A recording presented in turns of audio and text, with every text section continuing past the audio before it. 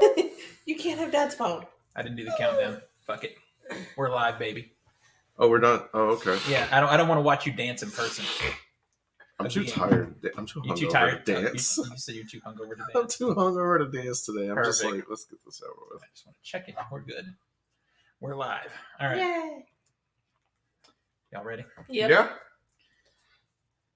It's the Culture Smash cast, episode 637 for January the 1st, 2024. I'm Stephen Lackey, editor of Culture Smash cast. Nico?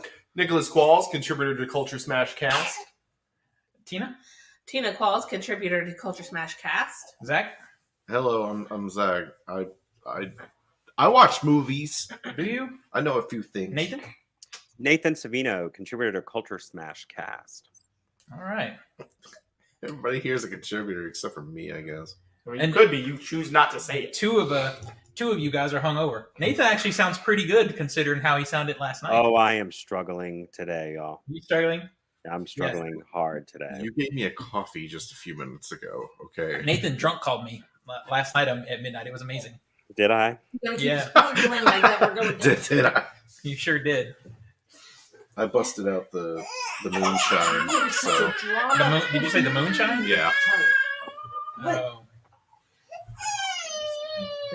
That's actually Nathan. If you're listening to the audio version of the show, that's Nathan. No, that's the sound of my film ball game.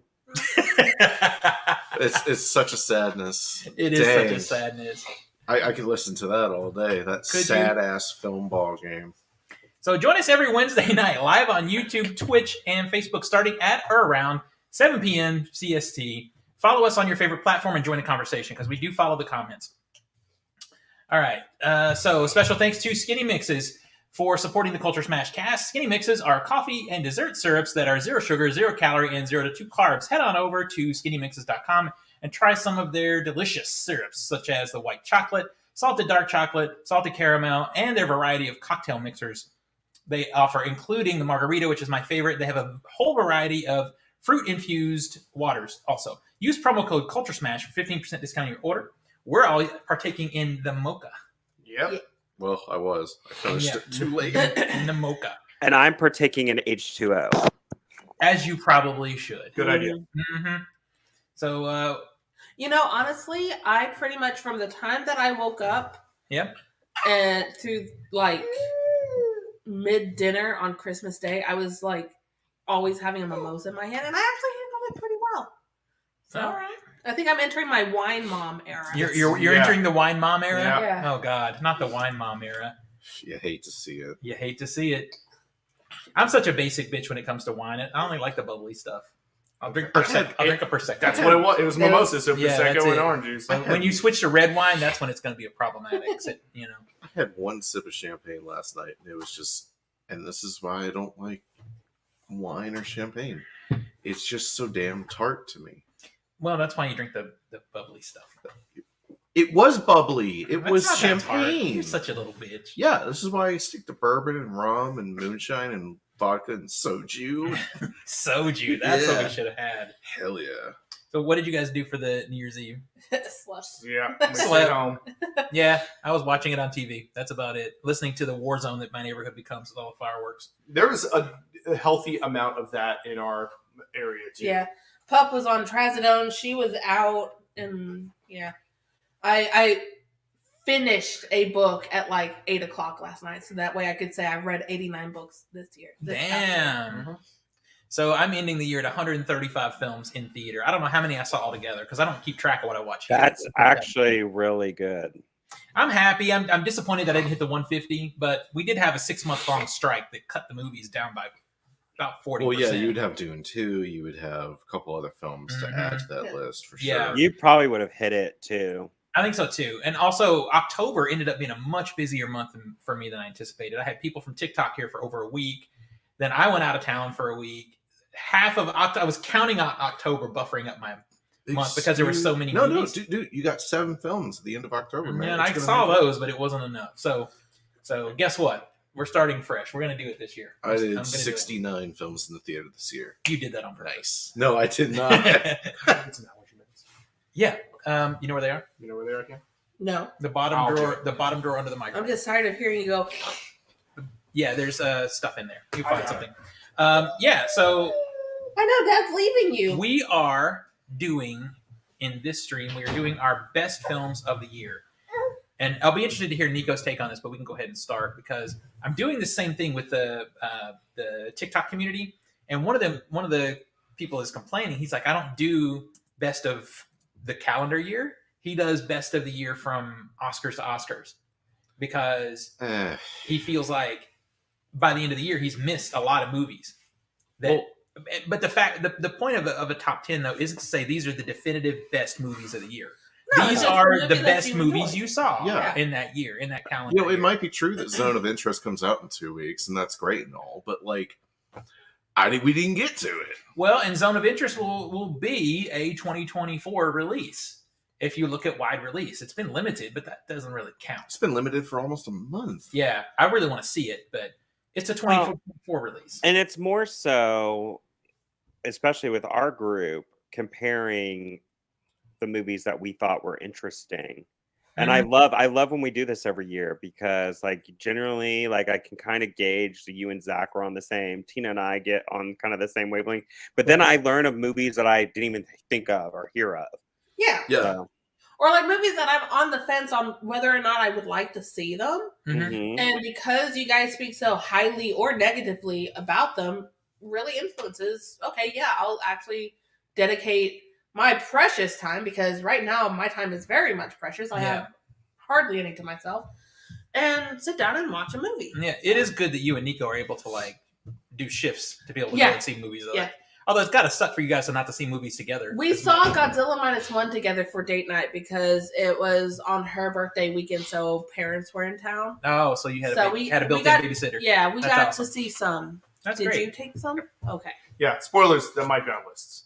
It might be on this. So what I was asking these guys about is Godzilla -1's pretty good date night. So Yeah. It was a very good date night. I'm doing the same thing that we're doing now with the TikTok community, and one of the guys on there is complaining.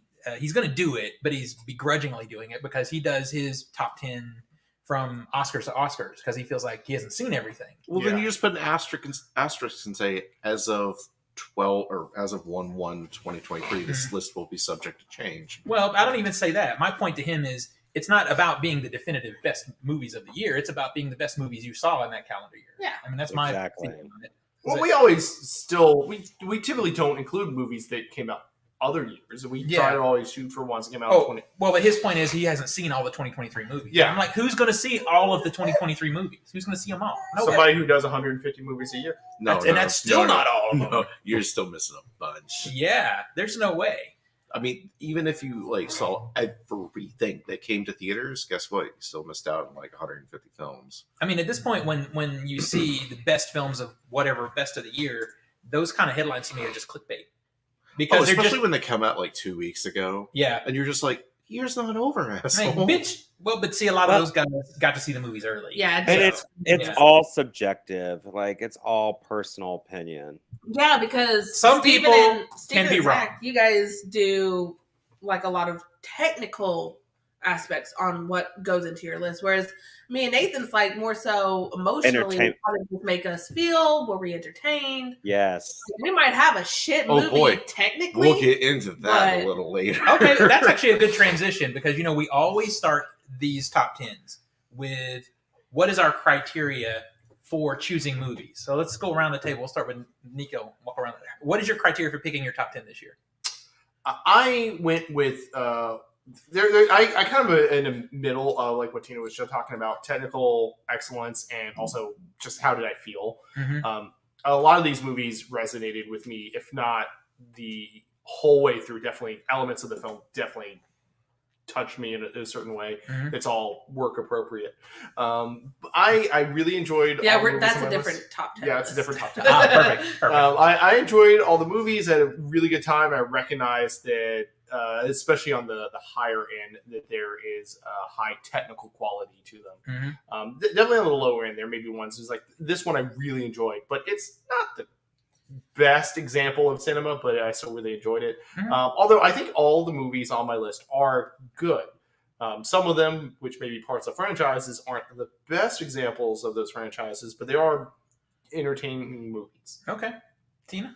For me, it's almost entirely, did I enjoy it? When I watched it again, was I emotionally connected?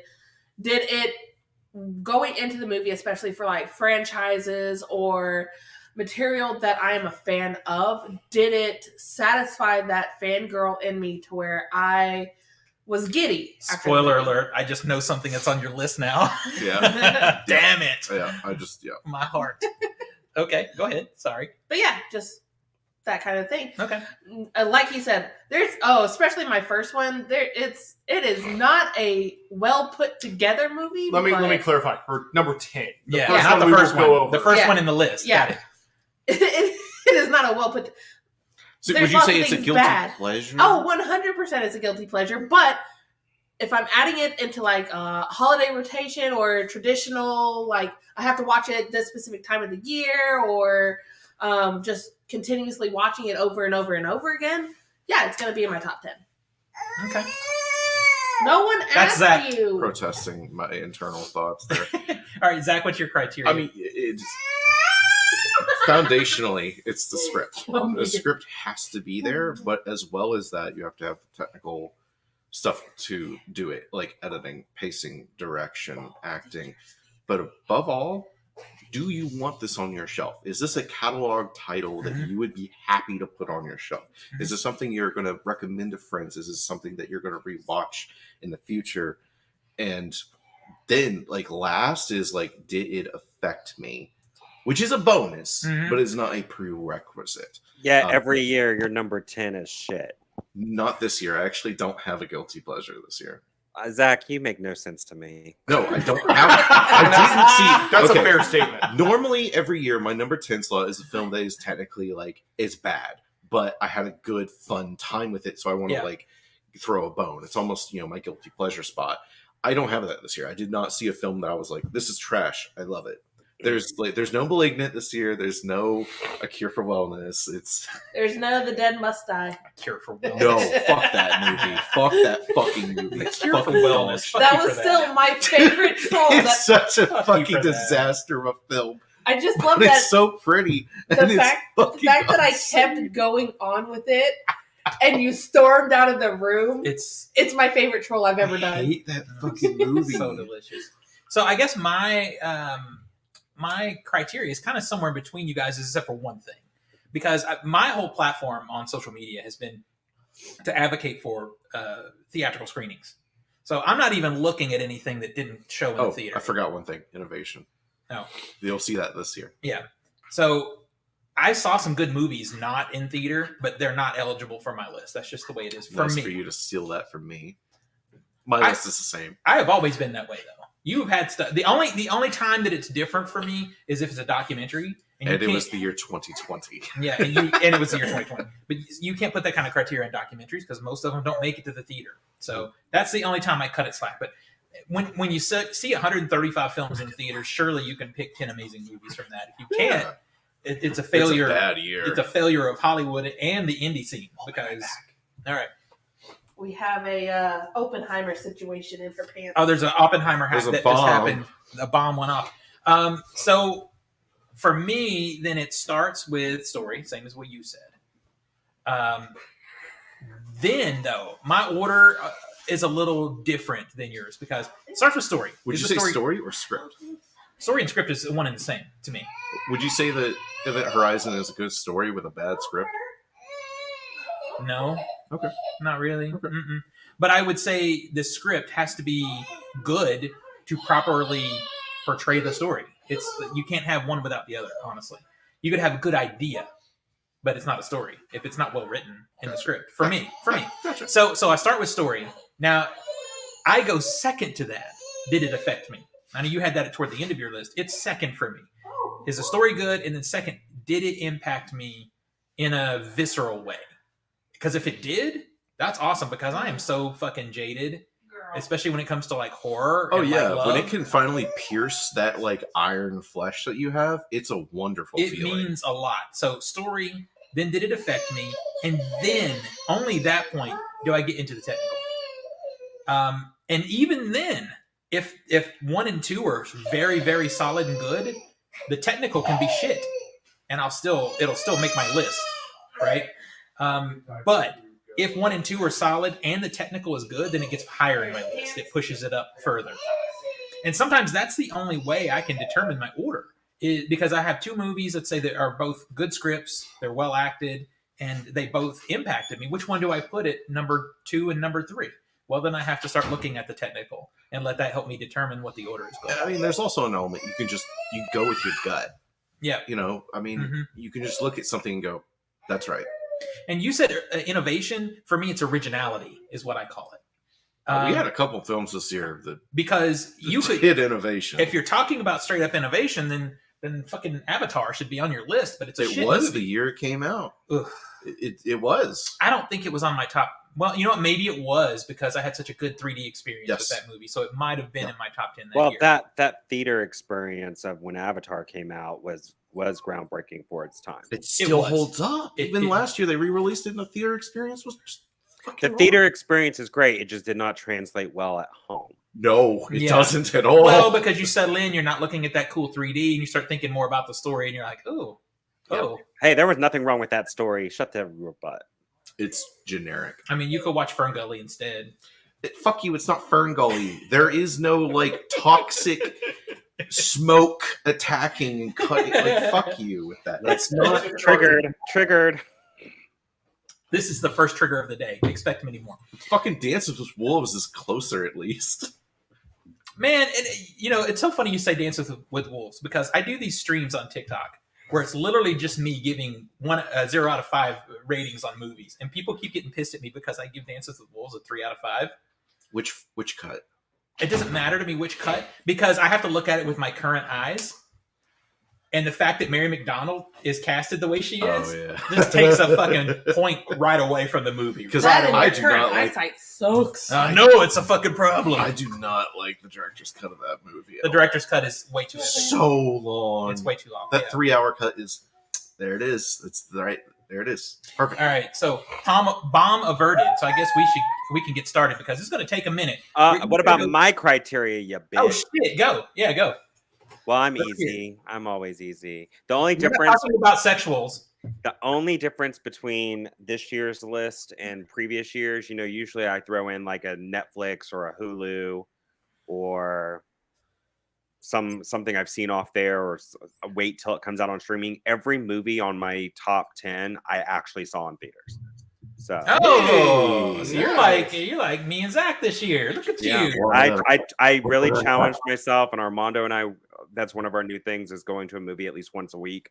I love it. That's good.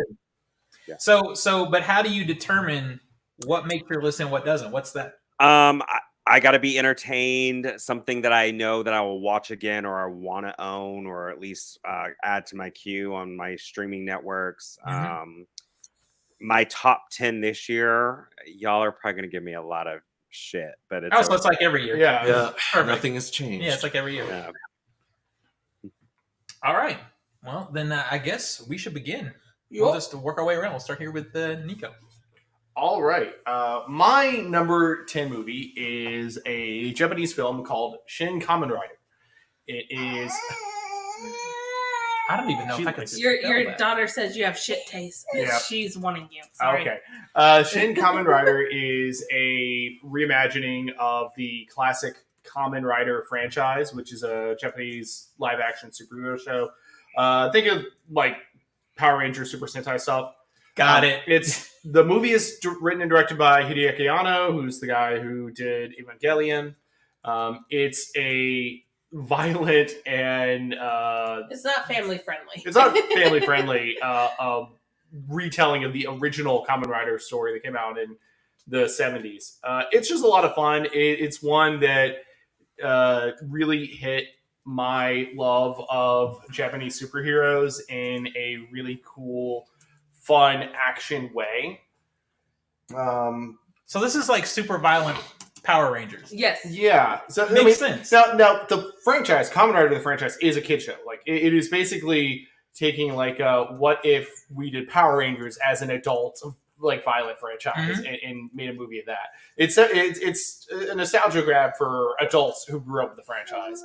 But I think it works really well. It does a cool retelling of the franchise story, And I had a lot of fun with it. It was really neat to see it in a theater with a number of other Toku fans. Oh, they showed this in the theater. Yeah, so this is the theater showing. That's pretty fun. Yep, it was a good time. You can watch it on Amazon Prime right now. It's titled Shin Masked Rider, which is the translation. Of the few times that they've tried to bring Kamen Rider over to the States, it's always like Masked Rider. It's also the second time that there's been a movie retelling of the original Kamen Rider franchise story. First one was in like the mid-aughts, which I love the suit design in that one, but it's not as good. So I'm going to take it that based off the pictures that it's the picture you were just zoomed in is not the movie is not a movie shot. Oh, okay. But I'm just wondering what that one is a movie shot. Yes, the suit design is very close to what the original suits look like in the 70s show, which is pretty impressive given that it's still kind of modernized in a way. I love the opening scene of the movie is Kamen Rider wearing a trench coat but still fully transformed and is fighting a bunch of like minions like you would in like Power Rangers fighting putties and stuff. And except when he punches, blood is just gushing out of all of it. Okay. All right. This sounds kind of fun. Yeah. Now I'm interested. Okay. It does drag a bit in the middle, but It would be fun to get a group together for a drinking game for this. It would be. Yeah. We should do that. I would watch a bloody violent riff on like Power Rangers or something like that. We talking like Tokyo Gore Police or like Not quite that much. Okay. Yeah, but that's excessive though. Well, yeah, but, I mean, come on. yeah, but when you say Japanese blood sporting, I mean it fits. Yeah. It does. But yeah, that's my number 10. All right. Tina? Mine's also number 10, kind of gory. I saw it in theaters, and it is great for a holiday season. It is Thanksgiving. Oh. Shut up. I had Nathan got real pissed at this movie. it is an awful put together movie. The script is bad. Everything's bad, but I love it so much because of the gore, and I'm a punny person. So those one-liners, those like stingers of like we're making a pun out of this awful gory scene. It's straight up my alley. So sorry for you. Nathan really needs to figure this out, otherwise he's going to end up 50% off. Yeah. Like that, Tina. Usually, you and I are in sync. What does that even mean? Oh God, no. I don't know what that means. What does that mean? What did that joke mean? I didn't get it at all. Everybody in the theater was like, because the body is half off. but this is after multiple killings. Yeah. It's not after the first one. Okay, so what I will say about this movie, because I did not, Nathan was pissed. He hated it. I liked this movie. I think my rating for the movie falls somewhere around between a 2.5 and a 3, because honestly, the script is shit. The script is real bad. Yeah. The best sequence is the opening sequence. That's But it.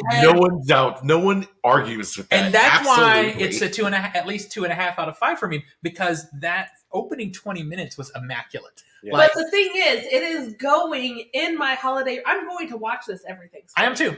So that's I am too. it's like the fact that I like it enough that I'm willing to watch it every single year. Yeah, and based off Zach's criteria in particular, if you want it on your shelf, I'm going to buy it. 100%. And I'm going to watch it because, honestly, I'm going to watch it because there's not that many Thanksgiving horror movies to begin with. Yeah, what do you have to go for? You don't think it's Thanksgiving? There's The Blood Crucible. Yeah, the Crucible. Rage. The Crucible. Yeah, Blood Rage. Like maybe the Witch, if you really want to stretch The it. Vavitch. Yeah. I love the Yeah. Vavitch. Yeah, I love The Witch too. All right, I have mixed feelings about this choice. By the way, heads up for any of our listeners and whatnot. I don't do who it's made by, who it stars, blah blah blah. Fuck that Eli shit. Roth. I can't do that. I But- will do that, except for this one. I don't know anybody except that it's directed by Eli Roth. Everybody else is there's that one guy from Hostel that's in every Eli Roth. Every Eli movie. Roth movie. Yeah. I forgot his name. Mhm. I can't. It's not bad enough for me to. I can't be mad at it. Yeah. But it also would never make my list. This isn't like objective dog shit that I'm like, but I love it. It's like, no, it's a good fun time. It's Because it's the shit. kills were pretty fucking buddy Like, in I'm this movie. sorry, you have the stepmom's corpse trussed up like a turkey on the table. Yeah, but she's got the thing in her. The turkey thing. And I'm like, that to me, I'm gonna laugh at that pretty much every year. Oh yeah, we laughed our asses off in that movie. So yeah, it makes me. I kind of like after I soaked the movie in, got a little bit mad at Eli Roth because he had all the bones of something that could have been iconic. Yeah, it was just too serious. It was either one too serious or one underwritten. He should have spent more time. It was Yeah. dumb as shit.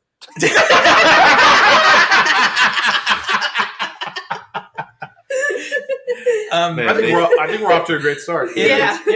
And he recently just put a video up on his Instagram that Sony has paid them in advance for a part 2. Yes. Yeah. Shut up. Yeah. Well, how did we not expect it though? It made bang up money for a horror. Listen. I enjoyed Escape Room more than I enjoyed this goddamn. Oh, that's a hot fucking take. That is a hot was it going to take. be called Thanksgiving Second Helping? If Yeah, it's leftovers. No. The tagline of the first one is "There will be no leftovers." Oh, that's true. Well, why don't you just call it Black Friday?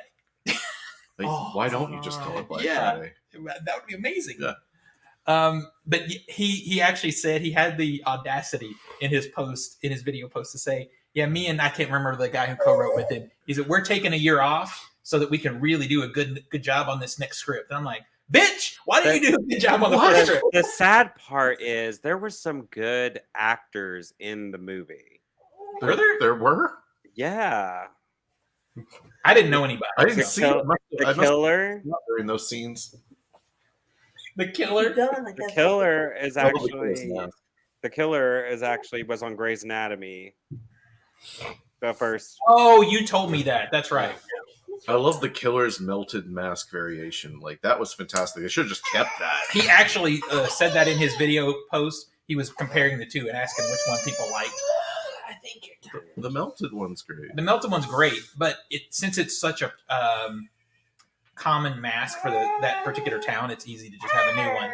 So they'll just have them all over the place for that holiday, for the Founders Day that holiday. way you just blend in. Mhm. Guys, I'm sorry. My blood is starting to boil. Just this movie. Can we move on to the next one? Perfect. I love it. Like Tina, no. All right. Well, since Nathan's talking, everyone. Oh yeah, go ahead, Nathan. Why don't you go? Wow. Well, my number 10, I actually saw yesterday. The Color Purple. The musical. And the musical movie. Yeah. It was All good. right. It was really good. It was Fantasia Barrino's first film, which I thought was kind of shocking because she did a lot of stage work on Broadway. She did the actual Broadway musical. The only thing is, I think it translates better as a stage show than an actual movie, but the way they did the movie was different than the original movie Color Purple with Whoopi Goldberg and Oprah Winfrey. But it was really good. See, I was afraid that movie was going to be just shit. And then when it came out and people started seeing it, I'm hearing people say it's good. But Yeah. I have this suspicion that when I see it, it's going to be like fucking like Fences. Everybody's, oh, Fences is so good. And I saw it and I'm like, this just looks like someone did the stage play but pointed a camera at it. And It pretty much is. And that's where like the transitions between scenes is like, okay, they're doing it. It's like the stage show. So it's not cohesively done well as a musical movie, but the actual portrayal of the story was really good. The music was really good. The acting was freaking amazing. And they actually led into more of there's like in the original movie there is that lesbian aspect between Suge and Miss Seeley. They really go heavy into it in this movie, so it was really good. And the soundtrack was amazing. Like everyone hit everything. So okay. Yeah. Yeah, I'm probably not going to see that. Yeah. I also really love the original, so Mhm. it's going to be difficult for me because I really love the original film. I have a problem with this film in that I haven't seen it. Just FYI, I have not seen it. I've only seen the trailer. Mm-hmm. The visual style of this movie, it's too clean, crisp digital. Like it looks uncanny in that sense. Well, and that's why I said it's going to be like Fences. It's going to look like they're using video cameras to shoot the stage play. And maybe they fixed it up for the final film, but the trailer put me so off. I'm like, it was. Did you want it to be gritty? Like, what did you want? No, it has this.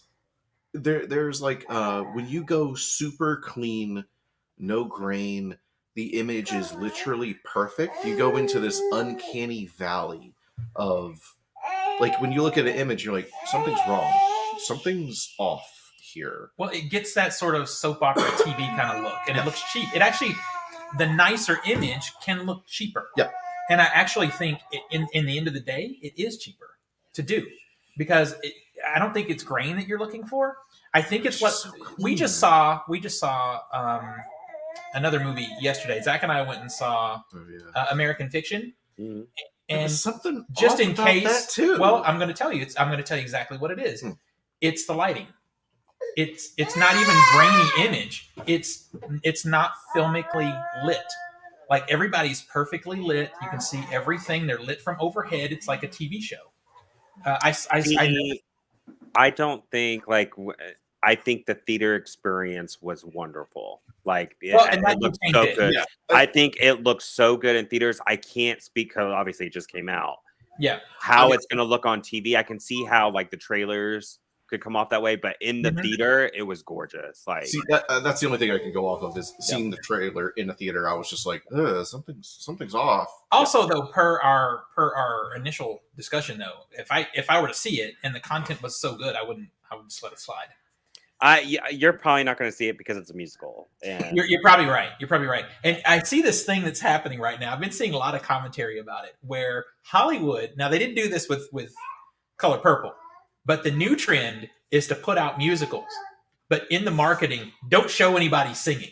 Yeah, like Wonka. They're Wonka doing did that. They're doing that with Wonka, and they're already doing it with Mean Girls. Are you ashamed that you're a musical? Which is weird, because I feel that's the appeal of this new Mean Girls, is that it's the movie version of the musical. Yeah. And the first trailer I saw, I was like, there's no singing. Yeah, there's like, what is the first trailer I saw of Mean Girls, I was trying to figure out, is this just the original retold? Is it a sequel? And then once I found out, it's the musical version, it makes sense, but nothing sold me in that trailer. It's so weird. And I think it's because the appetite for musicals. It's because of you, people like me. Yes. That's right. They're like, fuck that. It's a musical. They're going to sing. Yeah. And they literally almost got me with Wonka. I didn't realize it was a musical. And then someone on TikTok went and was telling me about the songs. I'm like, the songs? The songs? Oh yeah. I feel like they've started with Wonka. I think later trailers. Yeah, they're starting to finally go, hey, let's put pure imagination. Yeah, at the very least, and I think that one's probably one that they feel I can get away with, because like that's such a. It's just the original song done again. Which did anyone see Wonka? Not yet. I went and saw Wonka, and I will say there is, as a pre-story, Timothée Chalamet is amazing, but as a pre-story to the original Willy Wonka and the Chocolate Factory, it falls really flat. That sucks, because sadly, I'm likely to see it, because if I'm going to do this 150 again this year, I have such fear about it. Now I'm just going to fucking see everything, especially here at the first of the year, because I don't know how the end of the year is going to go. Yeah. So I'll probably see it this coming week. All right, moving on to Zach.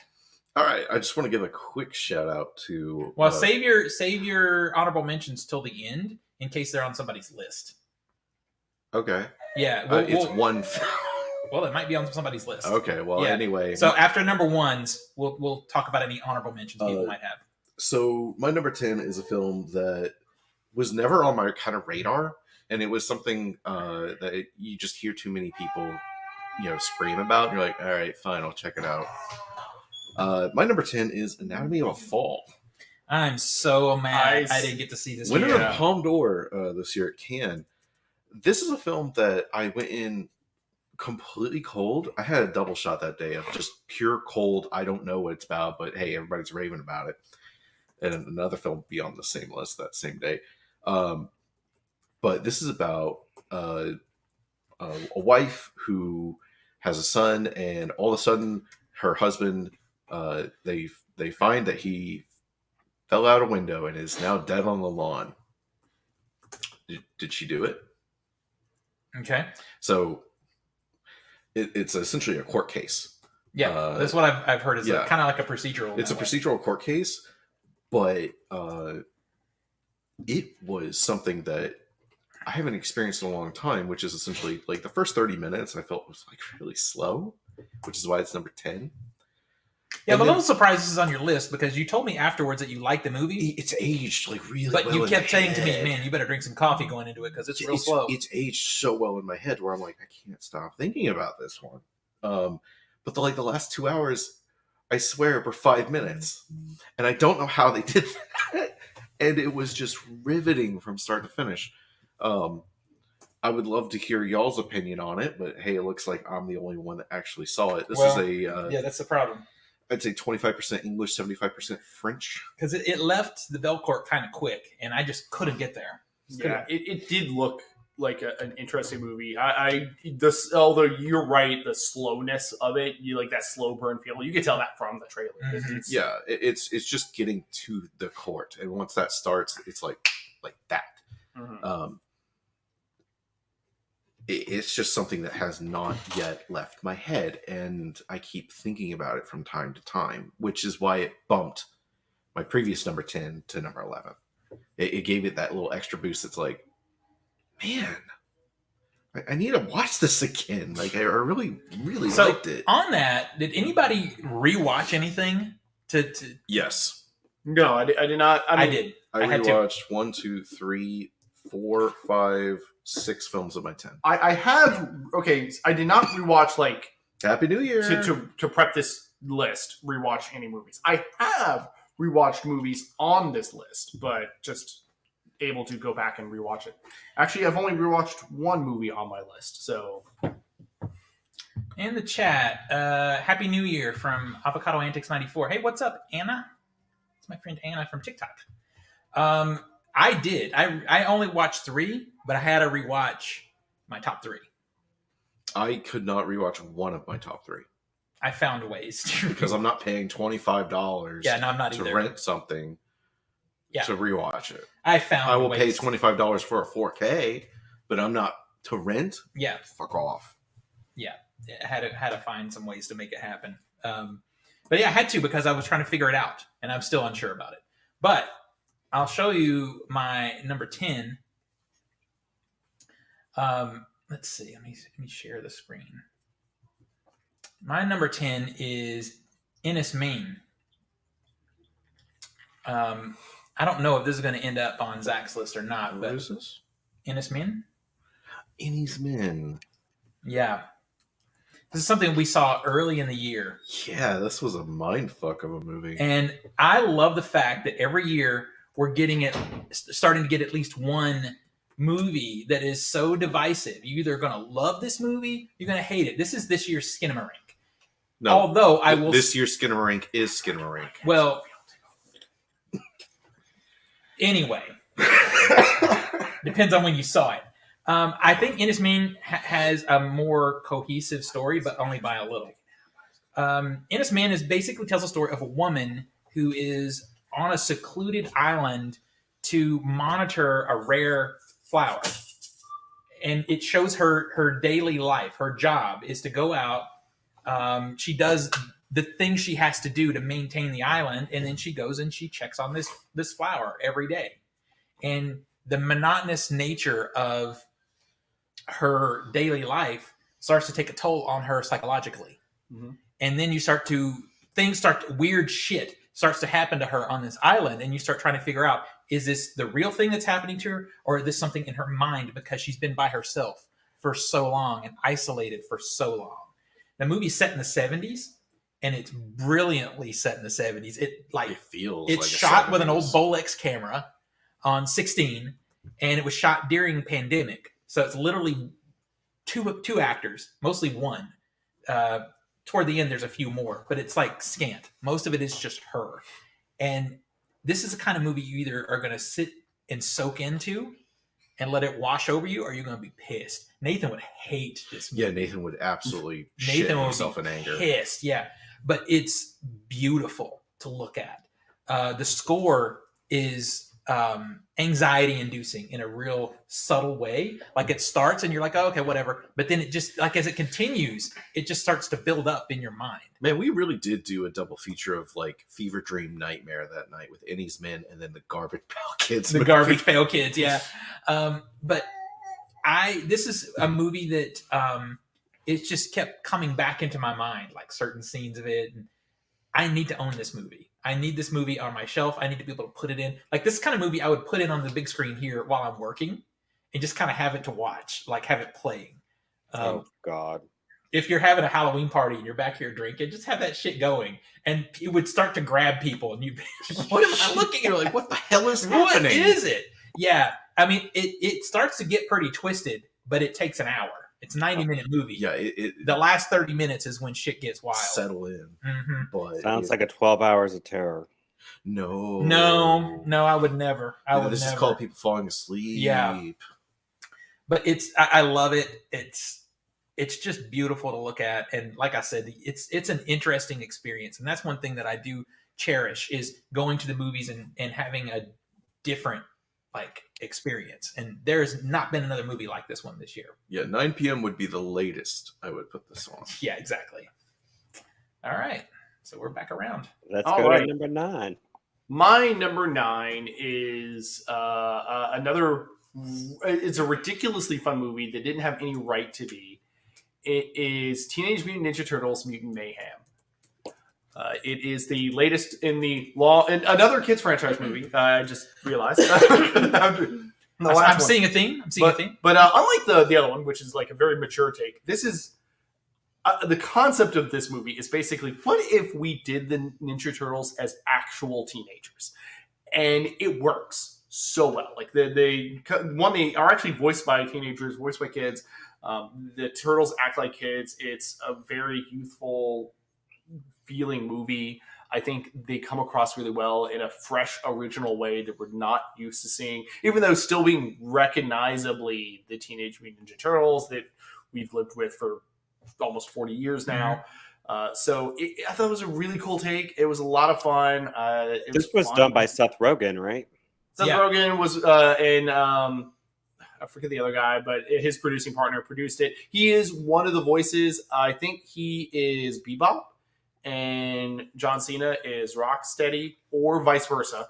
But yeah, they are in the movie. It was a lot of fun, and it's also a new bad guy, newish, but it's a new take on a regular bad guy. But it's Superfly. It's not like, oh no, it's the Turtles fighting Shredder again and all that. I think it was well done. Yeah. I enjoyed it. Tina, do you have thoughts on this movie? No, it was really fun. Definitely, especially having lived with 2 teenage boys leading up to this. Yeah, they were 100% teenagers. Yeah.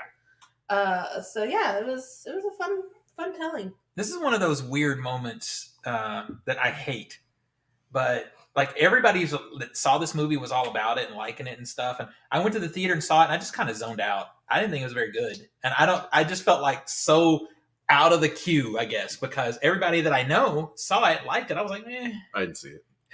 Which is interesting because you have kind of that teenager mentality. This is true. I am most definitely a man-child. I would say you were definitely like an older teen, young 20-something mentality. Not like it's too cool. This for is like you. this is like the 14, 15-year-old teenager mentality of the Turtles. Maybe that's it. Because I was just like, It's like Tina said, we were just living with 14 going on 15-year-olds. This is exactly what they are like. Yeah.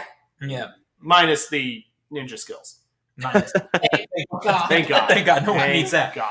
I thought the animation was kind of cool. But yeah, I don't know. I actually hate it when this happens. I know a lot of people pride themselves on being out of the mix, but I was like, everybody likes this. I want to like it, but I just fucking don't. And it's annoying. I hate when that happens. You're just like, am I wrong? Yeah.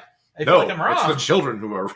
I've never liked TMNT, but hey, maybe I'll Well, and that's probably part of it too. Is I like it. I like TMNT, but on my scale of things I'm a fan of, it's really low. It's not like Spider-Man or Captain America. It's like it's lower of the top 10 of things that I would You're have like, liked. it's there. And I'm gonna watch it. When I'm needing a cartoon to watch and it's on, I'm gonna watch that. It's cool, but it's no Spider-Man. All right, Tina. All right. My number 9 is it's still a franchise. But for me, this one kind of had a little redemption to a franchise for me that had been going downhill. Mm-hmm. John Wick Chapter 4.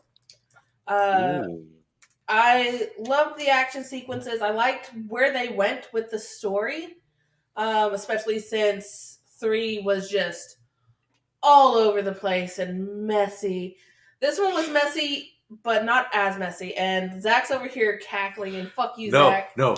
It's just it's so satisfying that all these years later, everyone turns and goes, "Yeah, three was sucked. shit." Yeah. And it's Yeah. like, We said thank 3 you. was shit. I'm not saying you. I'm saying general discourse. Okay, I was Everyone about was to like, say. 3 is the best. I'm like, y'all are fucking insane. No, Yeah. 3 was a mess. But no, how they, and especially that like ending sequence in Paris, just I really, really liked that ending. And of course, it's a little tempered.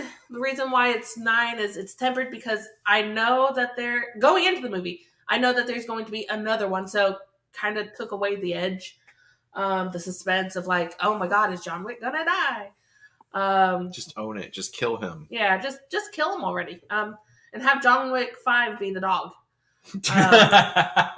The dog gets revenge. Yes, It's Dog Wick.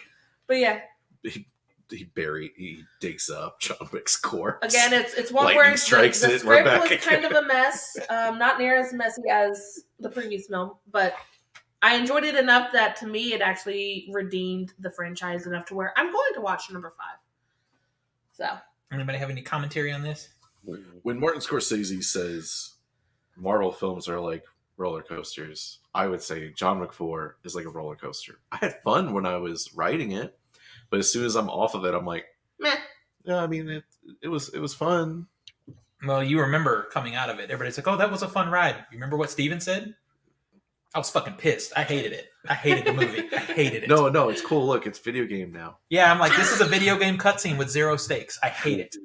When they go into that isometric view that everybody's, oh, it's so cool. I'm like, no, it's fucking stupid. It's There's no- cool. It's out of place for John Wick. Well, it's not even that it's just out of place. It's just it becomes a video game, and suddenly The stair scene felt very video game-ish. It was like you get almost there and he's knocked right back down to the bottom, and it's like, okay, that part was a little frustrating, but like the final To me, fight scene was nice. I understand the fight scenes are great. There's Yeah. no question. no question there. To me, it just I love the idea of the bulletproof Kevlar.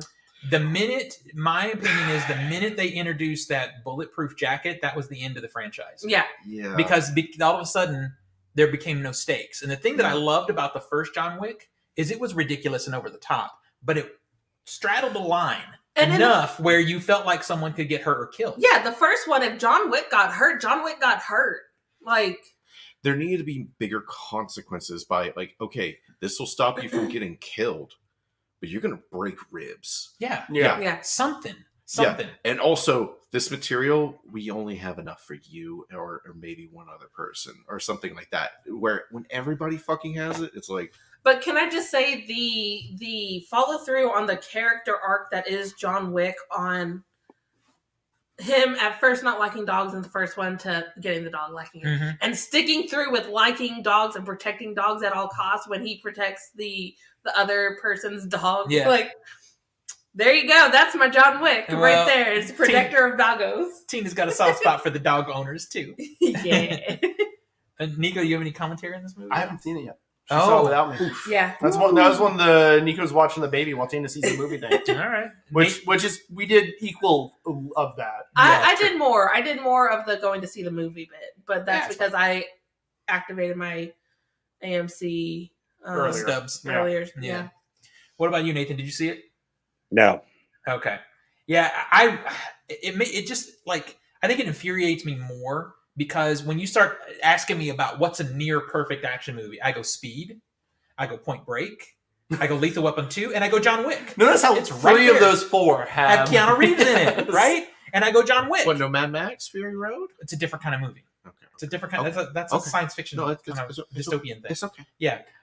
Terminator But- 2. Terminator 2 is 5 out of 5. But yeah, it's like John Wick is so iconic, the first one, but none of the other movies live up to it even No. close. And 4, to me, in a weird way, even deviates further from what John Wick is than 3. As bad as 3 was, Well, 3 was a mess story wise, and it ended real stupid. Yeah. And Yeah. also, it was the beginning of turning it into a superhero video game movie when he Yeah. falls out of a building and just gets up. that was like, I have left the building. Yeah. Like that is, he's dead. He's fucking dead.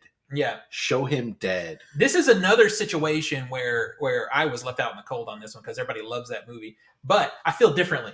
Like, this movie made me mad. Teenage Mutant Ninja Turtles didn't make me mad. John Wick 4 made me mad because I was like, oh. I loved seeing some of the old school martial artists coming back and getting to do stuff. And some of the fight scenes are beautiful. Yeah.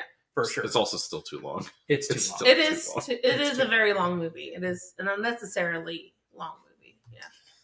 But I understand why it's on your list. I've been seeing it on other people's list too. I've seen it on other people's list as number 1, and I'm like, That I guess cannot sanction that buffoonery. All right, Nathan. My number 9 is The Marvels. Oh my god.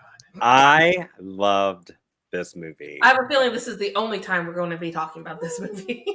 Is it?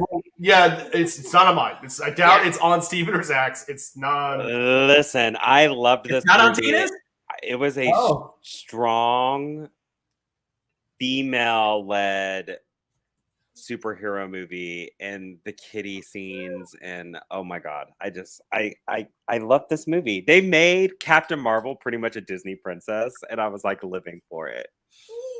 The thing is, she's a Disney queen. I liked the Marvels. Like, Yeah, it was fun. I had an enjoyable time. It's like Zach said about John Wick 4. It's like, it's a roller coaster ride. I enjoyed it when I was in there. It's not anything that really lives with me too much after leaving the movie, but I enjoyed it. It is not the worst Marvel product about this year. No. The teenage actress that plays Camilla Khan.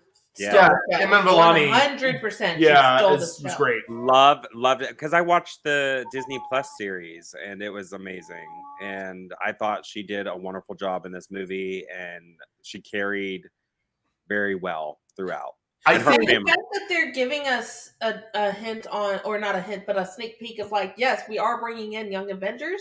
I've been asking for that for years, Mhm. so I was very, very happy with When that. you I were know- talking in the pre-show about filling your Franchise. fandom, I thought this is what you were Oh no, talking no, about. no! Oh no, There's I know way. what she's Oh talking about. god! Oh god! So, Oh, god. so Seriously. I feel bad for the movie because had this come out another year, it I think would have done pretty well. The fact that it came out right on the heels of the SAG strike, so you don't get a lot of good promotion for it Yeah. from the main stars, who are really the thing to pitch about the I movie. mean, we joked and- about with them ending the strike right before the Marvels came out. It was like they kidnapped. Emma Villani, it's like, all right, good. Every Late show right Tonight now. Show now. I mean, that's what all the cast did. They went to like immediate like the Tonight Shows and all that stuff. But on top of that, you also have, unfortunately, probably the one of, if not the worst Marvel Cinematic Universe movie with Ant-Man 3 just sucking Well, but the technically, sales out of the entire universe. But see, technically, the Marvels in the MCU is coming on the heels of arguably one of the best movies of all. Oh, I of know.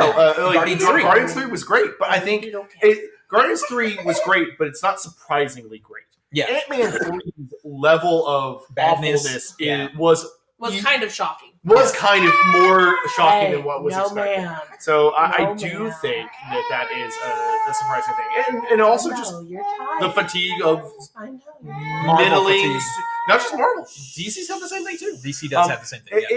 But it was still, this was just a bad time for it. It's not the only one that's doing too well, or doing this poorly. Aquaman is also doing very poorly. Well, Well, Aquaman that also was has the other impact of everybody knowing it means nothing in the whole scheme exactly. of things. And that- But think about, like, Aquaman 2 and The Marvels are both sequels to blockbuster billion-dollar movies Mhm. that overperformed what anyone expected. Yeah, And it's just fascinating to see them fall on their faces. it is. But So- I think everything's falling in the box office this last. Yeah, I was talking to Nico because I was updating Film Ball and everything. And it's like, honestly, our Film Ball is really up in the air because at this point we don't really know how things are going to perform. Mhm. Because the things that we thought were going to perform really well are pretty much everything's underperforming. Well, this is what I think, and I love, is that Martin Scorsese had a bunch of shit to say, and everybody's mad about it. and But yet he was his But movie, then, if you look at the box office, Motherfucker was right.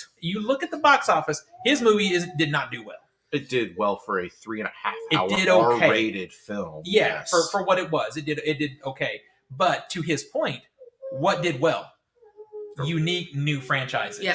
Oppenheimer did better than it should have. Barbie came out of Barbie, left field. Being an existing Yeah. IP is one thing. Super It was Mario a toy. Brothers, Guardians of the Galaxy Volume 3, Fast X. That's the highest worldwide grosses. And the only ones that go against the grain of what he said is like Guardians of the Galaxy, and arguably maybe Super Mario because it comes from a video Well, game. Spider-Man did really well. Spider-Man was number 6, Little Mhm. Mermaid number 7, Mission Impossible was number 8, and Elemental. But Ant-Man the and thing Wasp. is, like, a lot of the Ant-Man ones and Wasp was number 10. we're naming here are quality products. Yeah. That's the Yeah. difference. It is. So, There but seems to be to Nathan's movie choice though, I actually did not hate this movie either. The Marvels, I didn't love it. It falls into the old, the good old 2.5 out of 5 for me. Yeah, it's like I did not hate it at all. It just wasn't good enough to make my top 10. But what I think is wait till we get the rest of my list. God, help me. What I think is funny though, you watch the Marvels and what's her name, the Captain Marvel, the actress. Brie Larson. I know she's been in a movie where she was good, but this movie Yeah, further Scott Pilgrim. enhances. Yeah, this movie further enhances that maybe that was a flash in the pan because she's not good in this movie. She's not good in this movie. You need to watch Lessons in Chemistry. She's I'm amazing. saying in in that. this movie, I haven't she's watched bad. Lessons in Chemistry, but that's because I hated the fucking book. Yeah, But I've heard she's great in Lessons in Chemistry. But I that's also a don't series. think Steven should watch that movie. No. Room. but to the point though, I know Room, I know, but when you watch this movie, every single other actor in the movie outshines her. She No. just looks. I bored. disagree. What's her name that plays Monica Rambeau? I liked her character better. I thought she was more interesting to watch. I think Brie Camilla Larson Khan- played a consistent character a as she has. consistently boring wooden character because she was wooden in the first one too. It was consistent. I agree with you. and the problem I had with Camilla Khan is I loved her the first half of the movie. By the second half, she was starting to grate on me a little bit. I'm like, ooh, dial it back a little. Dial it back.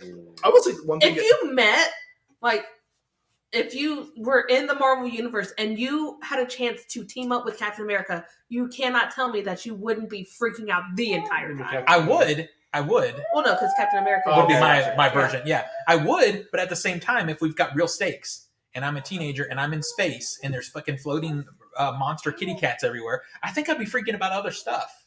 Then I'm hanging out with Captain America. I'd be like, holy shit, protect me, Captain America. I'm going to die. Even though I have superpowers, I'm still a 13-year-old, So to me, it just... And I'm probably putting too much weight on a comic book movie, but at the same time, they've done it before. They've done better. We've done better. Most of Phase 1 did better than this one. I'm glad you loved it, though. This is what I say to everybody. I'm glad you loved it, because... I absolutely loved it. But I did find a lot of it amusing. Zach, you should watch it just for the cats. I'm just saying. Oh, that was one of my favorite. Yeah, Yeah. fine. I will put it on the cat scene. It's on Disney There's Plus. there's multiple Disney cat Plus. scenes, There's mini cat scenes. Someone give me a every time cat scene code. is worth it.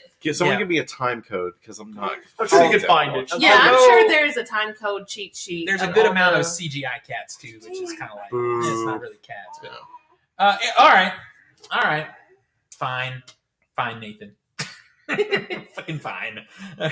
Wow, I can't believe we're still on number 9. Zach, As that.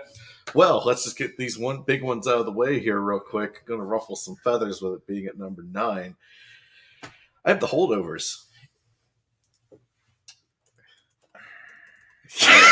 I don't understand. Silence. I have a feeling we're going to talk about it later, right, Steven? oh wait, let me make sure. Are we? I Are don't know. we? It's your We didn't It's see your it, list. so Yeah, I know. Yeah, it was definitely on our list of try to see it, and we just didn't Failed. get it to work. 100%. I Number- really want to number- see it. Fucking number 9? Are you fucking serious? Here we go. Here it comes. Eat shit, Zach. Eat shit. Yeah, number 9. Dude, You did that on purpose to piss off Steven. And Just wait until you see what's on the rest of my list. and traditionally, if it's later on somebody's list, do we talk We about it usually later? skim it and then talk about it later. Yeah. Yeah. So heads up. I mean, Listeners. it's The Holdovers. It's number 9. It's So big we are warm- coming back to the holdovers. It's a big, I'm warm, just saying. fluffy blanket. We'll maybe talk about that a little bit more later. Could possibly happen, yeah. Fuck you, Alright. fuck you, Zach. Just Steven. me. See, look how fast we went through my number 9. Wow. Mm. All right, number 8. Oh wait, Now, we got Steven still Steven's has to turn. do his line. Yeah. Steven's playing in the game too. I get to play too. All right. I had a real problem trying to pick these top ones. Wait, I gotta type this in right. You gotta type it in right. There we go. So my number 9 is Blackberry. This movie had no reason to be good. It's basically telling the story of the invention of the BlackBerry phone. And I went because I was seeing everything. I had no interest in seeing it whatsoever. I just thought, I'll go because people are saying it's good or whatever.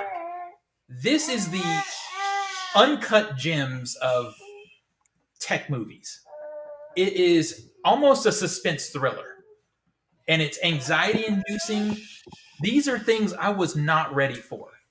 But it has a lot to do with the fact that these guys had this technology and they were on the verge of fucking up with it so many times. Like you're watching them and they're like, oh, why are you doing what you're doing? You just want to scream at the screen because it's all about the just crash and burn. And then you know what happened with the BlackBerry. It eventually did crash and burn. It's so well acted. And it is the score and the approach to the cinematography is kind of like that. It isn't as excessive or extreme as Uncut Gems, but I will compare it because they do the same thing. At times when things are the most tense, like pull the camera off the sticks and get in there cinema verite style, and you just feel like you're in the meetings with them and you can't say anything. And it's like, what are you doing? It's so intense. It's so intense. And it was so funny coming out of the theater after seeing that movie because it was one of those everybody stopped outside of the theater to talk because it was just so. It's like if everybody could, they'd light up. After watching it. Because I can't believe I'm the only one in this group who saw this movie. I did not get to it. I didn't get to that or Air. Because it's like I didn't get to Air. Yeah, well, you guys could have done that one. It's on Amazon. I It know. also came out in the beginning of the year. Yeah, I know. Yeah, but I mean, it's been on Prime for like 6 months. Cool. Yeah. Yeah, I'll get to that one eventually. But to be clear about what happened, spoiler alert, this movie actually bumped the Guardians of the Galaxy off my list. Oh wow. Ooh. This is how much I liked it. And Guardians of the Galaxy was a 4 out of 5 for me on Letterboxd. I really loved it. I mean, so was Holdovers for me. It's 4 out of 5. But this movie Which, is full just, disclaimer, everything on my list is a 4 out of 5 or higher. and you know, we talked about emotional beats. Is Guardians of the Galaxy hit me in the feels, hit me in the heart because it works. But this movie like fucked me up. I was just like anxious coming out of it, and that's not something you get to feel too often. And it's just stuck with me, and it kind of like disappeared from the radar, and that makes me mad because it's just so good. And now it's kind of coming back. I'm seeing it on people's lists and that kind of thing. I'm so happy for that. You guys got to watch it. It's really, really good. And it's one of those things like you have no care about the subject, and it's still amazing because it's not about the fucking phone. It's about the people, you know. And I don't want to say anything else because I don't want to spoil it. You guys just watch it. It's really good. That's my number 9. All right. Now. She's fighting sleeps. Yep. Oh, I am. That's too. what I do when I fight sleeps. Just cry. Yeah. My number 8 is Mission Impossible: Dead Reckoning Part 1. It is a fun, just traditional action spy movie. I had a good time. It is not, I think, the best incarnation of the franchise, but Yeah, I it agree. is. Fallout is the peak. I think currently. I've gone back and revised my list, and I go back and forth between Fallout and Rogue Nation. I love both of those movies so much, but it was so fun to get back to the franchise. There are problems I do have with the movie, which ultimately just comes down to the fact of it's not a full movie. Steven's favorite complaint to make. It is. And And it's why it's not on my list. It's the only same. reason. but it's just overall a good, fun, stunt work, action-y movie. And I thought I got what I wanted out of that. One review I saw of it that I like to agree with is it feels more like Indiana Jones than the Indiana Jones movie we got. Well, this we year. had 2 train sequences. Yeah, because one is doing their stunts like on screen. Yes, of course, there's CGI covering up stunt equipment and ramps, but they're really out there and doing it. Yeah, It's and- like, I will absolutely always give it pass to, we had green screen the wires away, then everything's that's on a fine. green It screen. is just very much that classic action adventure movie that Mhm. we didn't get too many of in that. That's not like a superhero based thing. So It's 2 years in a row where Tom Cruise comes out and reminds us what old school action movies are, because we had Maverick, Yeah. and then we had this one, and literally the only reason it didn't make it like into maybe number 10 for me was because I'm so over these split movies. Mhm. It's just Yeah. another cliffhangery movie. But I agree with you. That movie was a blast. I will say also that I do think the kind of overall story is a little messy. Mhm, Like yeah. it's a little hard to I follow in agree. places, and that maybe would be something I dinged it for. But the thing that's so cool about that movie, though, is it's not just a good action movie. It has this blend that I don't know how this happened with the Mission Impossible movies. I think it started with Brad Bird, to be honest, where it became a blend of action and comedy. Mhm. Because Tom Cruise is funny. He's funny, as is Yeah, he's his. got good comedic timing. He does. The shit that happens in the car chase in that That was movie, good. That is- was so good, man. it's thrilling, but it's also really funny. So yeah, I'm glad it's on somebody's list because it deserves some attention. Now, I mean, Uh, yeah, it's not on our list, but I mean, I think everybody here would heartily recommend it. and it would Yeah. it would certainly be top 15 for me. It would make the top I can see 15. that, yeah. And the one thing I would like to say is, what the hell is wrong with Paramount? Because they blew it with this movie. It happened right before it came out, right before the strike. the Because strike. it was right before Oppenheimer and Barbie. That was the worst week part. before Oppenheimer and Barbie. Why would you do that? Why What would you were release you this movie the thinking? weekend before two other gigantic movies that are basically teaming up? It kills me. I mean, Now, to be real, if you look at the box office history of the Mission Impossible movies, they've only been medium earners to begin with. I mean, yeah, there is that, but I mean, I had to rush out to the IMAX to see this because I knew Oppenheimer was stood stomping, ready to take it over. You were Tom Cruise's favorite person. For You know doing what, that. Tom Yeah. Cruise? Because I that went and was saw you in the IMAX, and let me tell you, it genuinely is probably the best sound mix of the year, outside of maybe Evil Dead Rise. Yeah, this movie did have like a pretty. Amazing sound It mix. did, and there's a pretty infuriating scene in this movie too. What they do with For one you. of the characters. For I'm like, you. I'm like, son of a bitch! I was so mad. Ooh, I was Yeah. mad. But hey, I felt it, though. Yeah. At least it penetrated, like, it you did. motherfuckers. Mm-hmm. And it penetrated harder when the word was that these two movies were the end of it. But according to the director, they're going to keep going. So I'm like, for real? For real? it's so much of that could just be smokescreen, trying to obfuscate what is going to be the next movie. Mhm. Which we don't have any trailers No, or anything for the no, next it's, movie yet. it's cool, dude. John Wick 5, it's coming. Yeah, exactly. Great. I hope I would really hope that it would be the last one. I mean, he's pushing 60. He's doing great. But he's going to soon be 60. Yeah. So I don't know. I'm glad you had it on your list. It's a really great freaking movie. Yep. Tina? All right. Wait, Nathan, did you see it? Because you've been really quiet about stuff. No, I just muted because I'm eating. Oh, did you actually see this movie? I did not. I'm not a Mission Impossible person, so Well, bitch, it's a good movie. You messed Fun up. fact, I started the year not seeing a single Mission Impossible movie. By the time Mission Impossible Dead Reckoning Part 1 came out, I had seen all of them. Now, what did you think? I, like you, I could not put it on my top 10 list because it's incomplete. Yeah.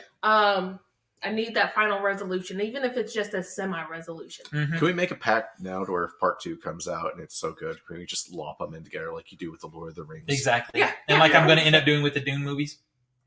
Yeah. Yeah. I mean, that makes even more sense because that is the cohesive bulk. Mhm. Yeah. But yeah, I loved it. Tina? My number 8 is one that I know we will talk about later. But it is Dungeons and Dragons: Honor Amongst Thieves. Okay. So if you think we're going to talk about it later, I guess we'll Yep. we'll hold. Yeah. All right. Then we're on to Nathan. my number 8 is Joyride. You son of a bitch. Girl Trip did it better. Oh, Listen, it was like Girls Trip and Bridesmaids, but it was so funny. Can we get a thermal camera on Steven's face here? It's going to turn red. Yeah. I think what did I give Joyride on my letterbox? Hold on. Have y'all seen it? I know Tina has. I fucking saw it. I saw it. I loved it. The humor was there. Everything was there. Was it? So good, yeah. Was it? The basketball player sex scene was hilarious. I gave it 2 stars. You want You want to know what's funny? Is I don't have to go to my fucking letterbox to see what I gave it. I couldn't remember if I gave it 1.5 or 2. Well, no. Spoilers for a TikTok I've got coming out, but I wanted to do a top 10 movies I hated the most this year. And guess what's number fucking 3? Joyride. You're welcome. 1 star, bitch. 1 star. It's like inverse. Oh, it made Loved me. it. Oh Loved my it. god. Is Five Nights at Freddy's on that list too? Hold on. It might be. Five Nights at Freddy's for me, I gave Five Nights at Freddy 2 stars. A 1.5. Dog shit. Okay, continue. Anyway, sorry. Justify your choice, sir. You son of a bitch. It was just so entertaining. I loved it. It like spoke to my homosexual heart so well. I loved every moment of that. The freaking devil tattoo, everything. You know what? I feel like he's getting me back for Thanksgiving. I think so too. No, thanks. Except this was actually a good movie. It's not though. It's Mhm. not. Like I was already annoyed with the movie, like watching it. But then at the last scene of the movie, I wanted to kick the chair in front of me. The last scene made me so bad. You would have ripped the chairs out. Yeah, I wanted to just start tearing the shit down because Why? it's a scene. Imagine this: time has passed, so we need to know what's going on with all the characters. So let's sit them around a table and actually have them say what they're doing. I'm so glad I was able to do this and blah blah blah, like exposition, talking to the fucking camera. This is what I've been doing. Oh god, I got so mad. Oh, it made me so angry. I mean, it was no different than our 48-hour film project. So Yeah, it's a 48-hour film. Okay. Perfect. Here's my problem with that. Steven, what's your budget for a 48-hour film? $13. lies, Right. sir. Also, Oh. what's the runtime of a 48-hour film? 7 minutes. Okay, what's the runtime of Joyride? How much Oh. did the screenwriters get paid to write the God, script? this movie made me so angry. I will say this movie makes me believe I could write a script. I feel like a caged animal right now because if it was easier to get out, I would storm out of the room. Oh, Sorry, but that's my number 8. God, I hate I'm you. glad you enjoyed it. I feel sad. I'm glad you Oh, had wait till we get to my next one. a good experience in the theater with this movie. This is making me sweat. Wait till we get to the next one. All right, All right, moving Zach, on. we need a palate cleanser. Please. Well, you want to talk about one hell of a palate cleanser. My number 8 was a film that Steve and I went and saw, and That narrows it down. it was a sold out fucking crowd. Mhm. And you want to talk about, a film that can pierce our armored skin and flesh. Spell it And correctly. let me tell you, Skinamarink is a film that a Skinamarink. lot of people are probably going to hate. Skinamarink is a experimental horror film, extreme slow burn that has really. I mean, I'm trying to think of something kind of similar to it. The closest thing is Ennis Men. Yeah, Ennis Men. I mean, you had Ennis Men, I have Skinamarink. Mhm. And really, it came down to for me the fact that I think there's more story in Ennis Men. And that's the To only reason. me, rewatching Skinamarink, I was like, holy shit. It's like I was, maybe it's out on guard in that sense, but I was picking up on what he was putting down. I Yeah, guess. no, it's there. I mean, the subtitles. This is a film I would actually recommend, like, put the subtitles No, I don't on. recommend that I do. because it's speaking to you in a way that the filmmaker did not intend for you to be I, spoken to. I also recommend, like, cranking it, too. I recommend that because it's supposed to be loud. Yeah, I mean, this is a film that you put on, everyone puts their fucking phone My away my and only shuts up. hesitation with subtitles or closed captioning on films like that is a lot of times, sometimes the closed captioning will spoil things for Yes, that's the point. That's what I That's mean. my only Yeah. hesitation. You're not soaking in the movie the way it was intended. Well, it depends, I guess, on the Because subtitles If themselves. the filmmaker wanted you to have captions, they would have put them in the movie. Yeah, but some of the kids whispering is really hard to hear. Because you don't necessarily have to hear it all. We're not necessarily supposed to hear it all. But I mean, even outside of that, this is a film that, I mean, it's a bunch of camera angles of a ceiling and a floor, and it works. It does work. I mean, this film got under my skin, and for the first time in like 15 or so years, I was like, maybe I should sleep with the light on tonight.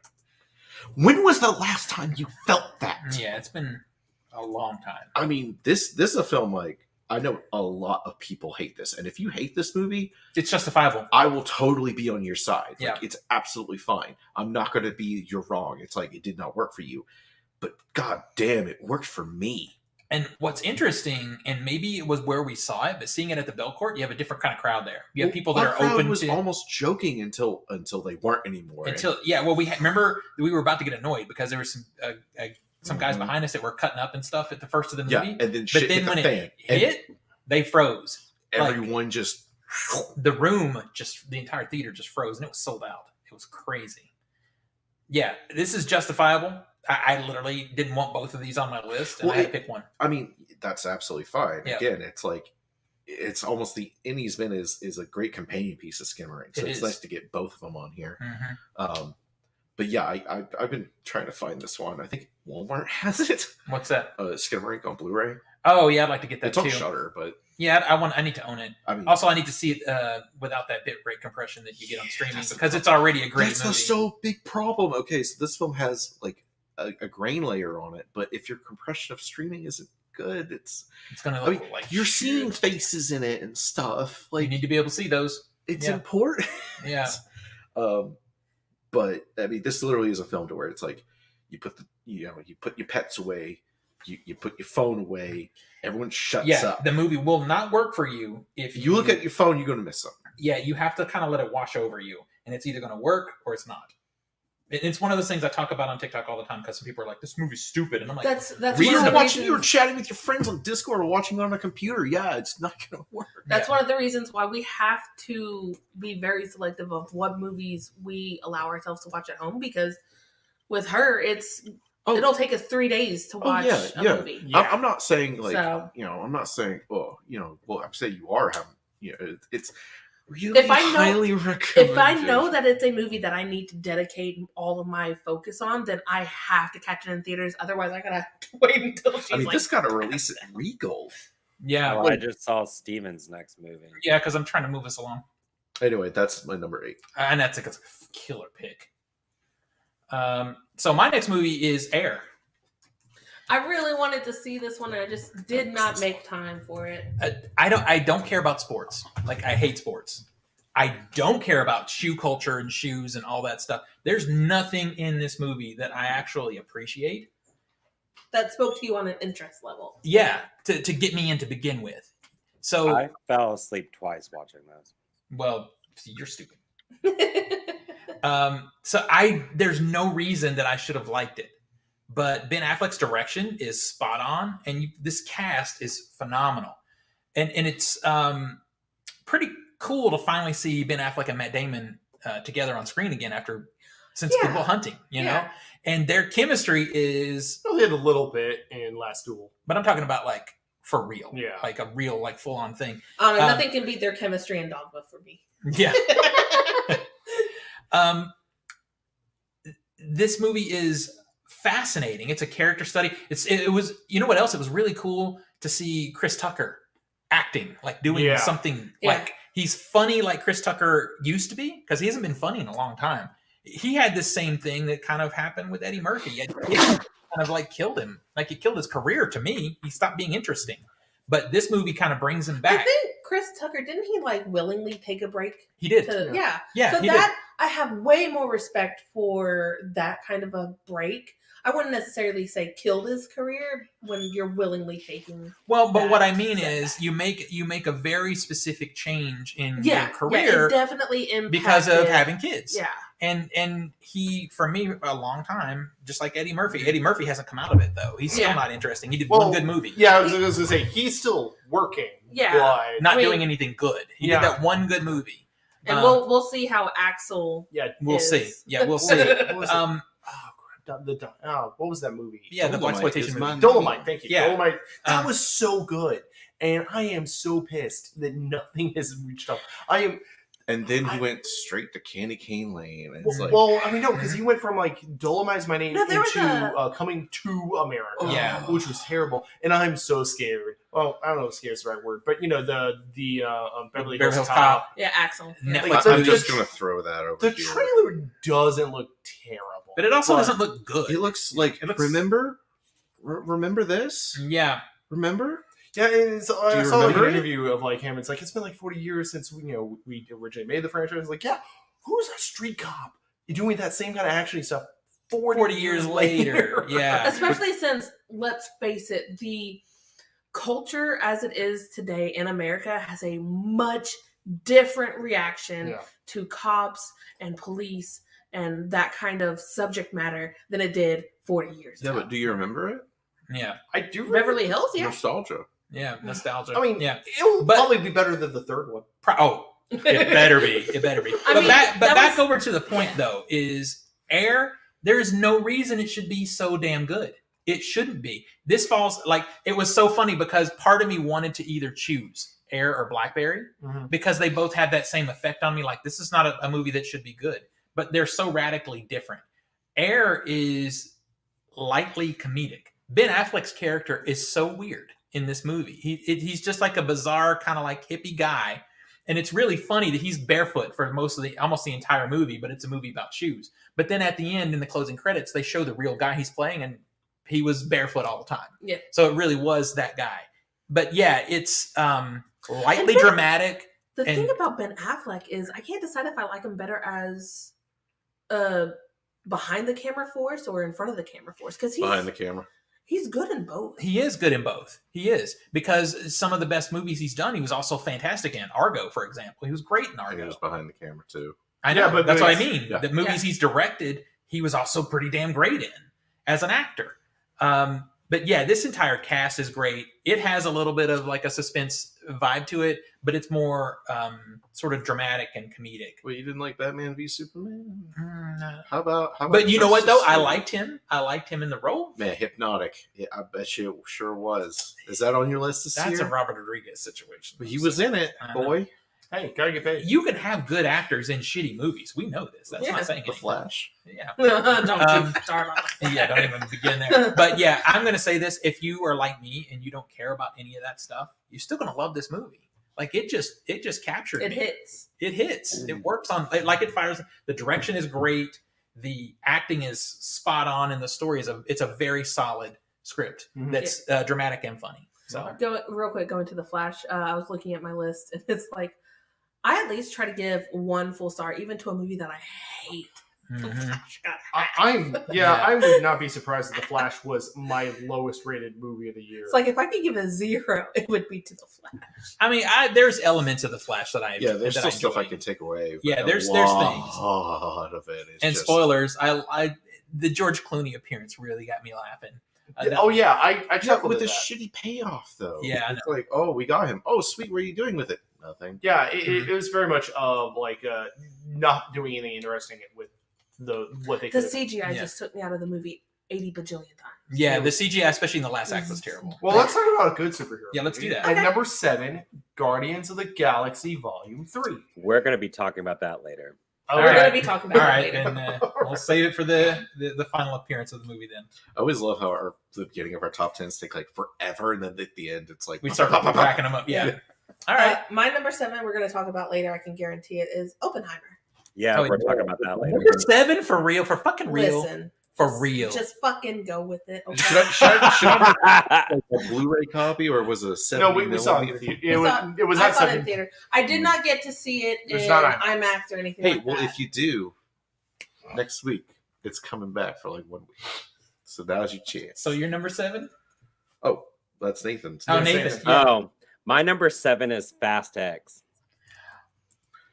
Boy, I'm about to walk outside this You room at this fucking point. serious. That should have been 10. I mean, come on. It is Dramatically. an Yeah, it entertaining- actually probably should have been 10 for real. Wait a minute. Let me tell you this though.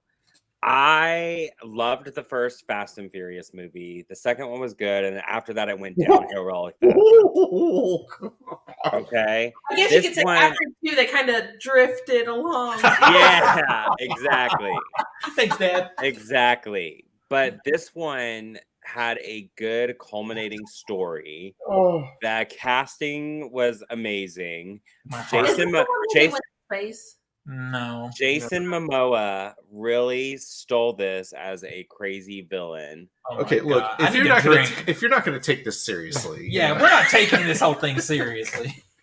Fuck you all. I have to sit through your shit every And year. I'm glad that you enjoyed this movie, and if it gets you into the theater more often, I am all for it. Okay. Yes. Um, Thank you.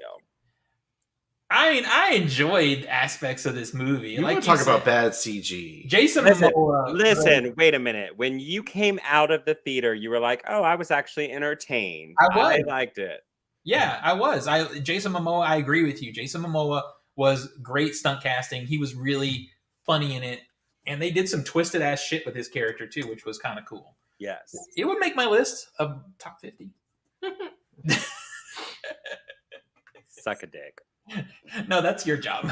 Well, I do that for free. I so honestly it's have fine. not seen a Fast and Furious movie since Tokyo Drift. I saw 7 and 8, and I Yeah. was like, these are bad. They were bad. Fast That's- X, in Nathan's defense, is a fun movie. It's bad, but it's Mm. yeah, it's bad. They go to But it's goddamn space. not in that one. Not Oh. in Fast X. That was like the last one. Oh, sorry. Yeah. Yeah, these things just blend together. No, this one was a really good, well-told story, and it's bringing in a culmination.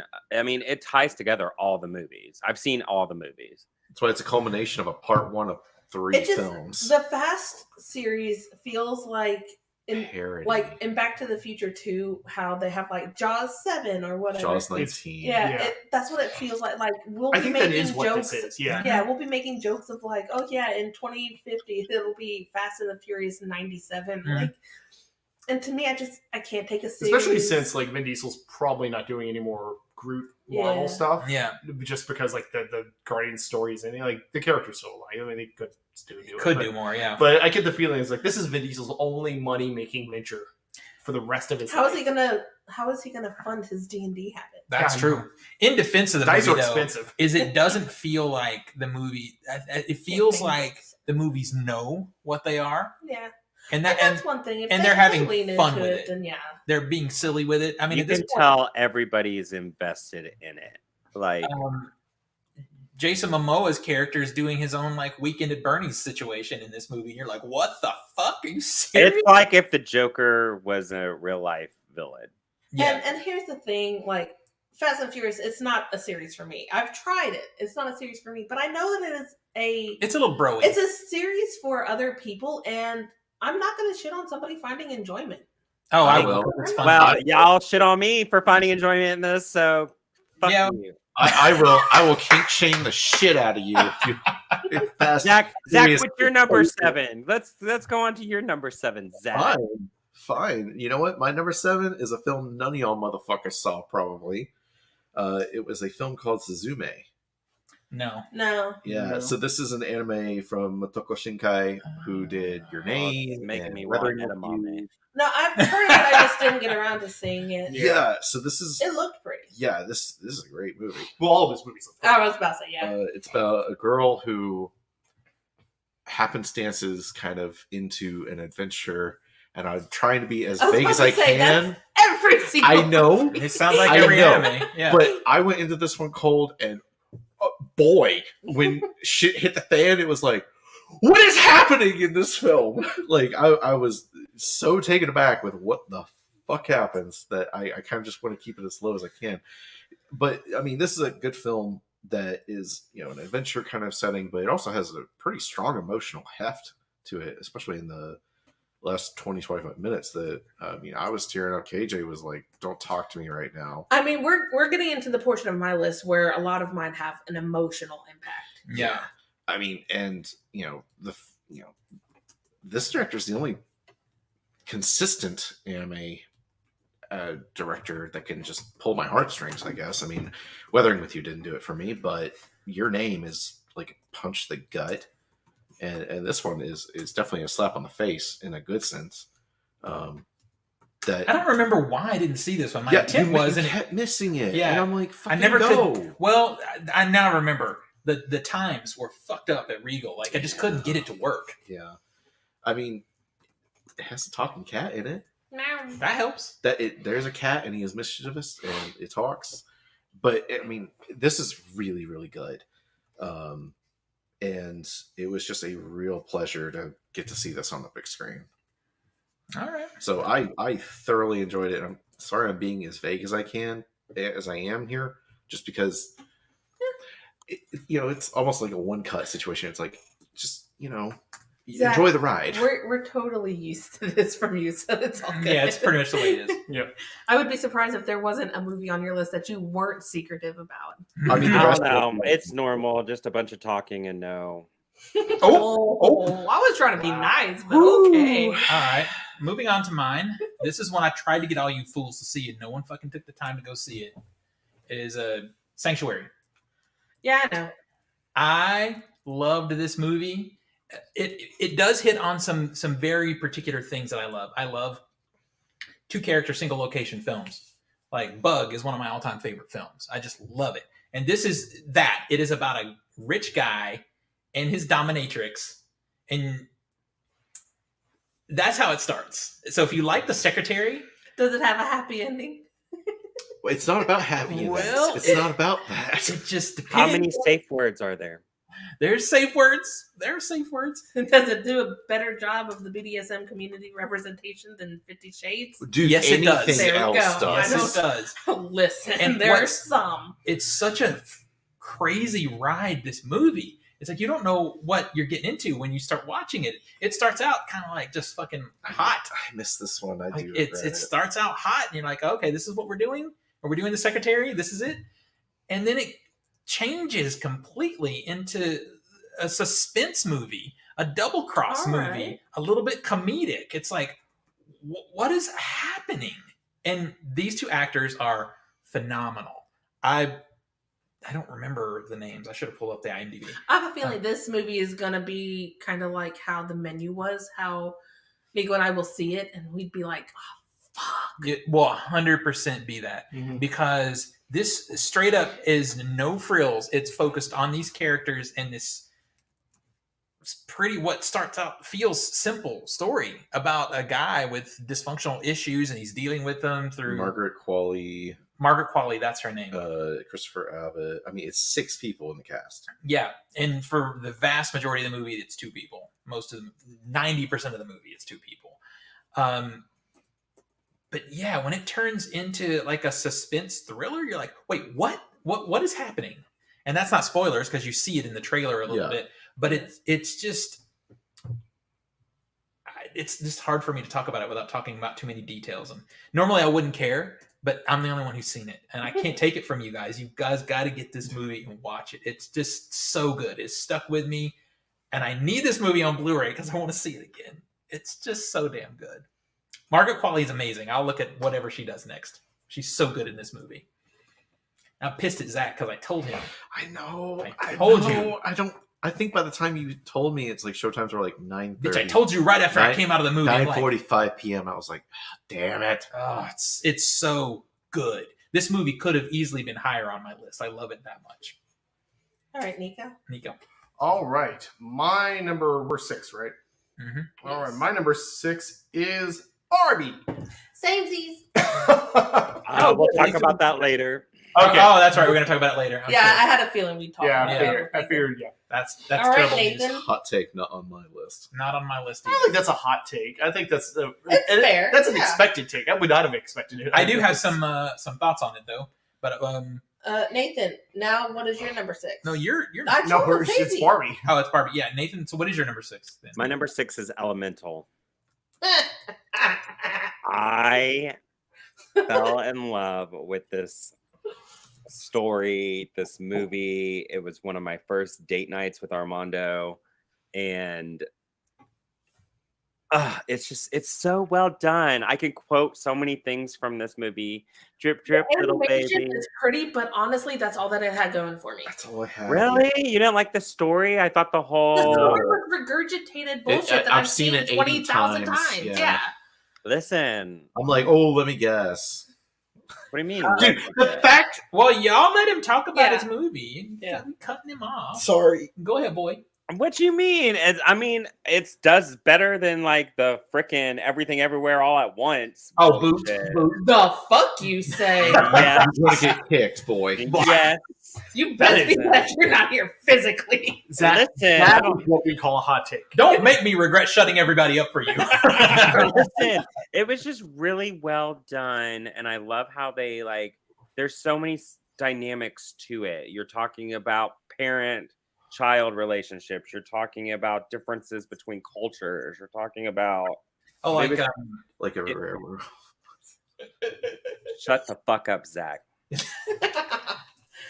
I'm It just It was just a really good, cute movie. so I saw this too. I did not understand the level of unadulterated hate that it was getting. I felt like it was fine. I felt like what you guys said of the story is regurgitated. It's exactly what I expected from a Pixar It's movie. the same stuff that Pixar's been doing for the last 10 years. Yeah. It's All of that is true. it's the B team. It's the puns team. But at the same time, all that is true. But at the same time, there's nothing wrong with it. I And mean, keep it's in no mind- different than any other formula, like Marvel formula or Great. But this is Pixar, and I hold Pixar to a higher standard. And that's the problem. is Keep in you mind, expect- Zach, though, when you say B team, the B team for the Joseph Dream Prince of Egypt dude, there we go. The B team for Prince of Egypt was Shrek, and look at how Shrek did. Yeah, but So, what I'm saying is I'm just saying, B within team the- is weird. within Sometimes they can the past do it, yeah. within the past 5 to 6 Pixar films, there has clearly been an A It's- team and a B team. Yes, And Soul and Turning Red.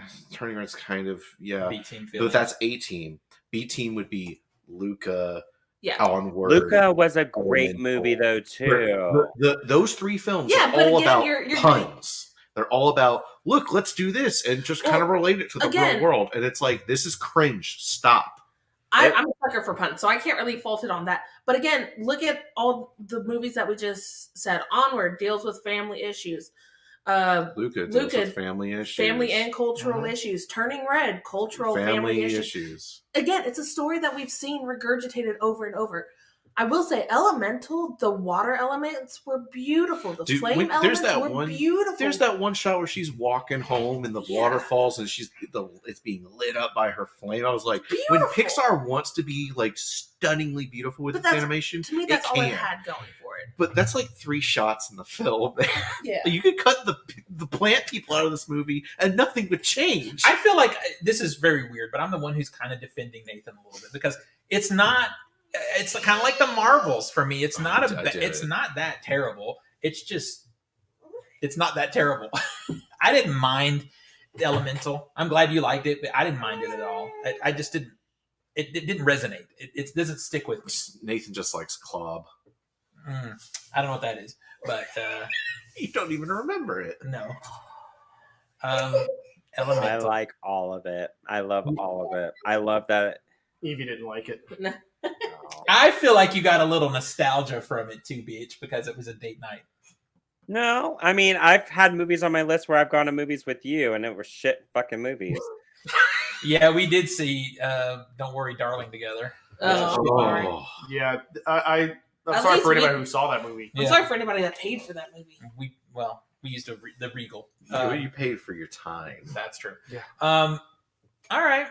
All right, Zach, what's your number 6? Still better than Black Hat. All right, we may talk about this later. I'm not sure, but at my number 6 position, I have Infinity Pool. Oh, I No. wanted to No. see this No. so Hot bad. take. Not Okay. on my list. Okay. I wanted to see this I so wanted bad. to see it too, but Specifically, the uncut version. Can I put that in there? Yeah. Okay, because if you're gonna watch this, please make sure it is the uncut version. I mean, I always put in if you're watching. Fuck. you know it's good when like half the Yeah. images on Google are censored. Yeah.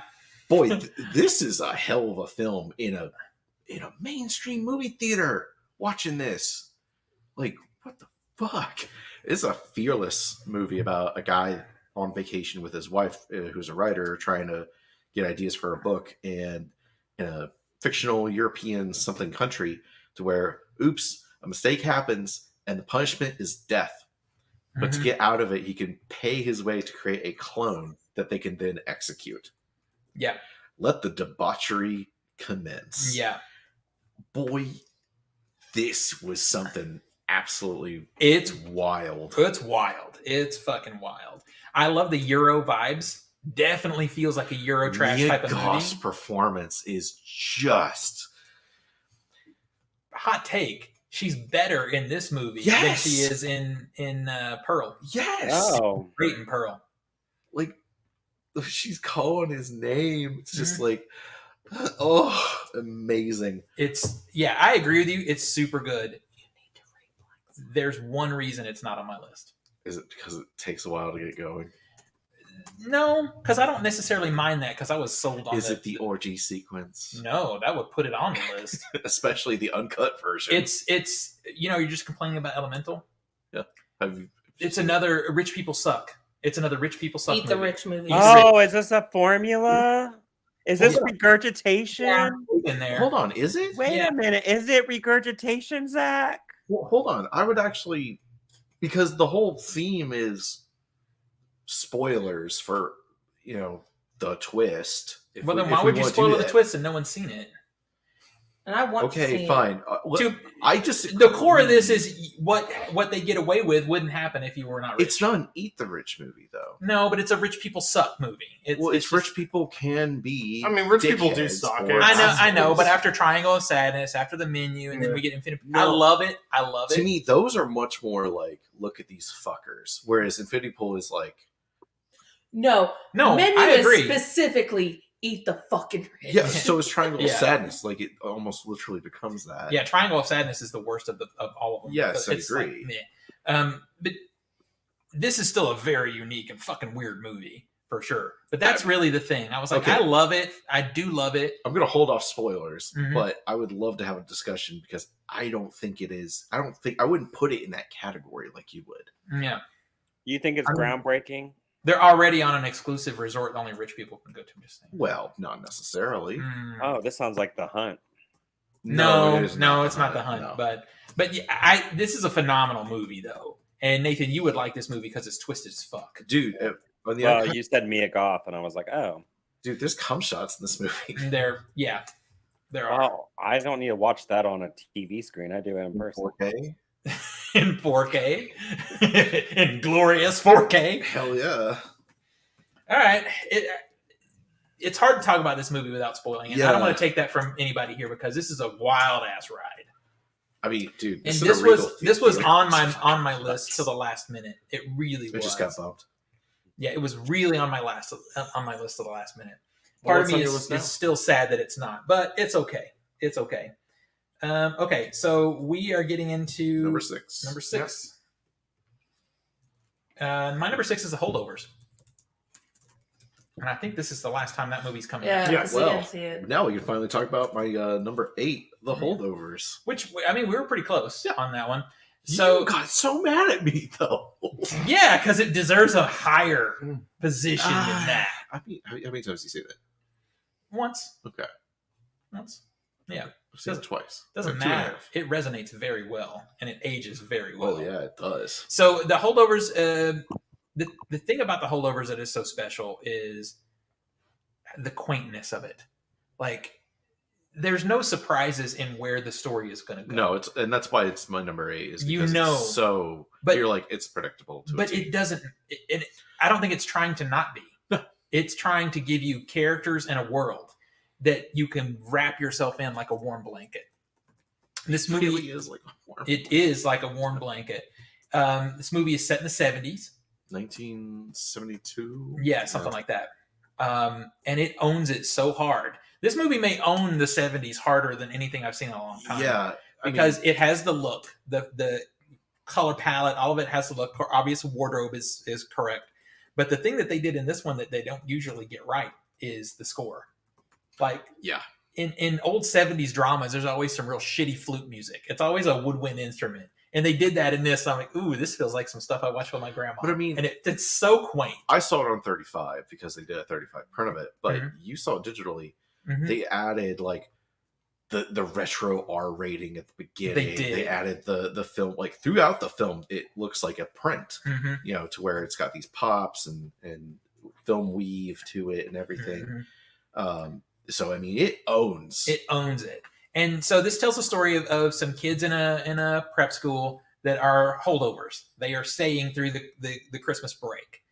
And Paul Giamatti plays a teacher that everybody hates. So he gets the role of staying with them and taking care of them.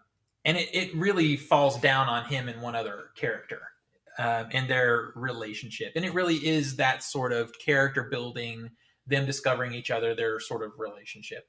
And then there's another woman who is also really great in the movie, too. Man, she better get an Oscar. Yeah. I'm going to be fucking She's laughing. like the cafeteria cook. Yep. And she ends up staying over also to feed them, to feed the kids.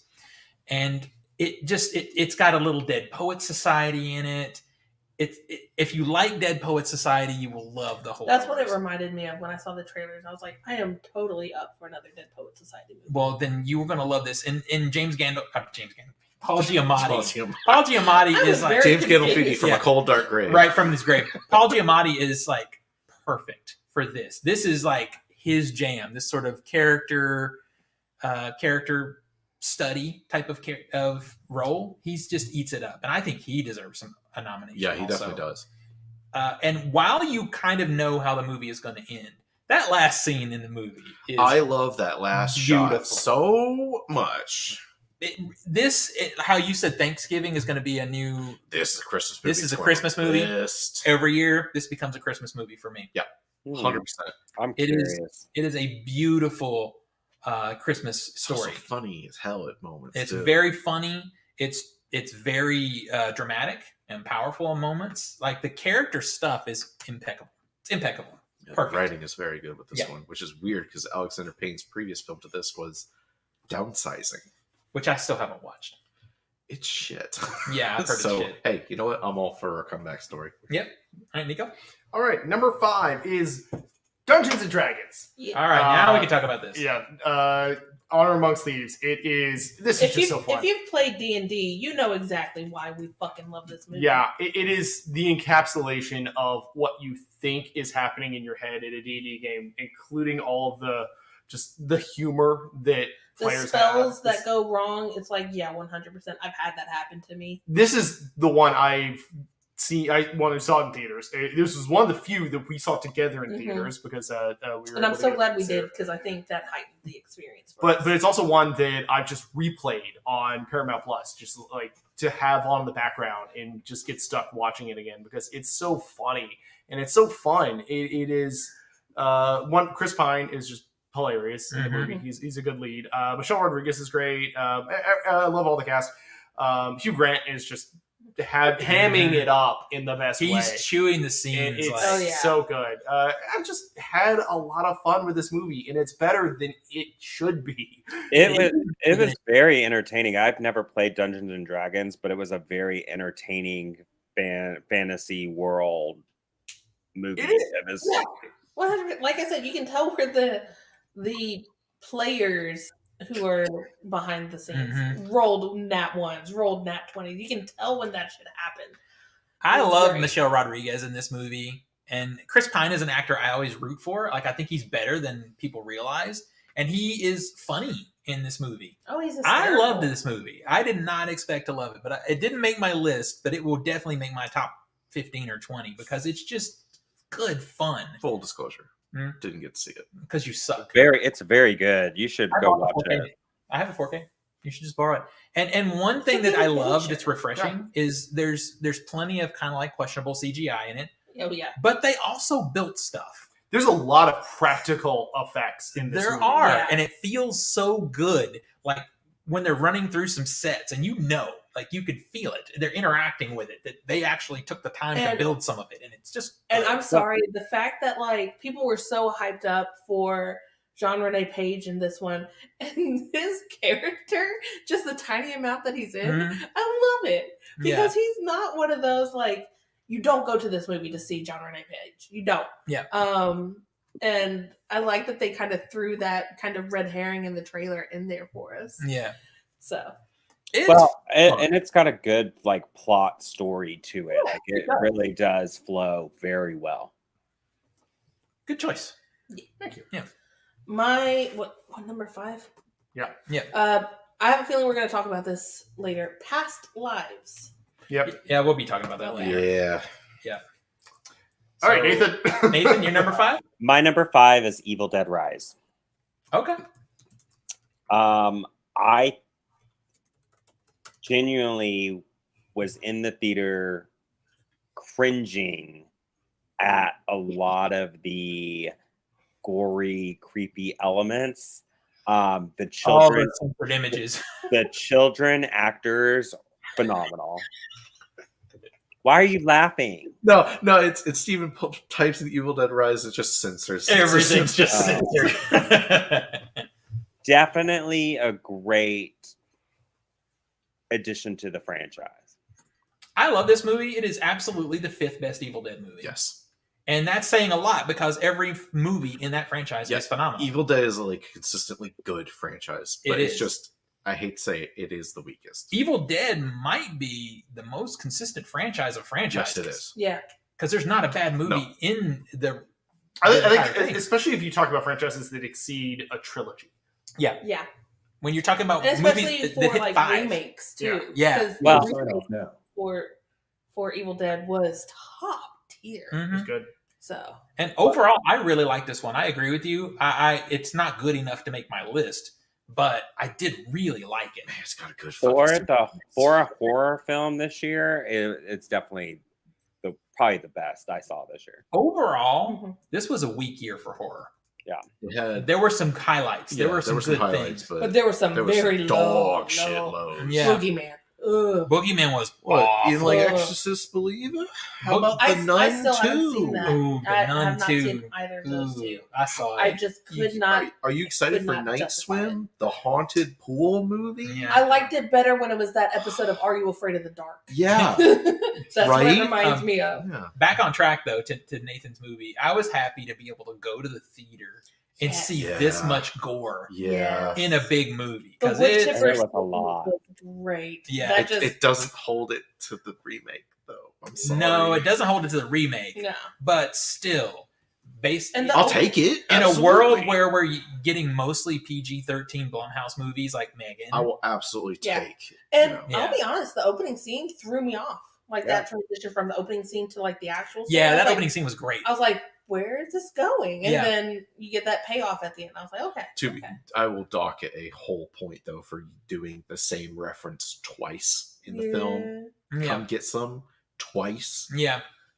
yeah. Like, no, I'm sorry. That doesn't get past editing because you go, hey, we've already done that reference. Also, her delivery, Off. was not Yeah. great. I think it's a good choice. Yeah. No, it's Yeah, it's a solid. It's a solid choice, very yeah. fun movie. All right.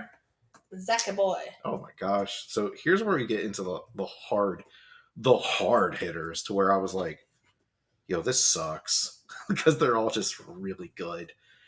Number 5. I have a film that might be considered pretty masturbatory, but Poor Things. Your number 5 is Poor Things? Yeah. So is mine. Hey! Fuck you guys. I want to see this. So I bad. want to see this too. Man, this is, if you are a fan of Yorgos Lanthimos at all, and you're like, man, I wish he would kind of go back to like his roots and If you want him to go back to the lobster era of filmmaking, or like Dogtooth, Dogtooth. or to an extent, Killing of a Sacred Deer. Killing of a Sacred Deer is way more palpable than this movie, even though I mean, this movie is bizarre. I just like that this they movie's fucking weird, It is. dude. Killing of a Sacred Deer is weird people. Yes. This is a weird movie. I just like the fact that they have this beautiful actress in Emma Stone, and they actively don't make her drop dead gorgeous. Well, I mean, It makes. I don't want to spoil Yeah, what plot this- is, because The only thing I would say about this movie, it is the most bizarre, it is entertaining, yes. hilarious, Cringe. and cringe funny retelling of Frankenstein that you've ever seen. Everyone. The is most just phenomenal at interesting, it. the most interesting thing about this movie, though, like I did see a reviewer say that a fascinating pairing would be to watch this movie and Barbie back to back, because Oh my God. there's things in those two movies that are comparable, and Mhm. and this movie will actually tell you why Barbie is a suck movie. Yeah. And I when they said that, I'm like, I get that. Well, because I mean, Emma Stone's character has such agency to her, Yeah. to where she isn't just going with the flow. She's like, you know what? I want this, and I'm going to do this, and And I'm going to she's- say this. And she does it because she's Frankenstein's monster. She's figuring out who she is, essentially, Yes. as a character in that same sort of way that Barbie does. Except this is deeper and more thoughtful, but still fucking weird and funny. Dude, there's a scene where and an uncomfortable. apple, okay? An apple for your eye. And the transition from the beginning, 30 minutes is in black and white? Yeah. The symbolic representation from black and white to color color, is I was like, you beautiful. bastards, you sons Oh, of bitches. you guys really. I wanted to see this since the trailer first Dude, launched. here's- it is wild. This is the important thing. Kid, you're seriously inhabiting my. This is a movie that Don't see it with your parents, please. No, don't see it with your parents. But this is a movie you need to see in the theater. You do. This movie is cinematically. Well, there's some shots where it goes into ultra wide lens, so much so to where it's like you're looking through an actual peephole of a door, to where there's vignetting on the corners on all of the screen, to where it's Yeah. a circle within a frame. I mean, it's The insane. cat is, and she's getting a lot of attention for this because she's probably going to she's get an so Oscar good. nom because she's She's so so good.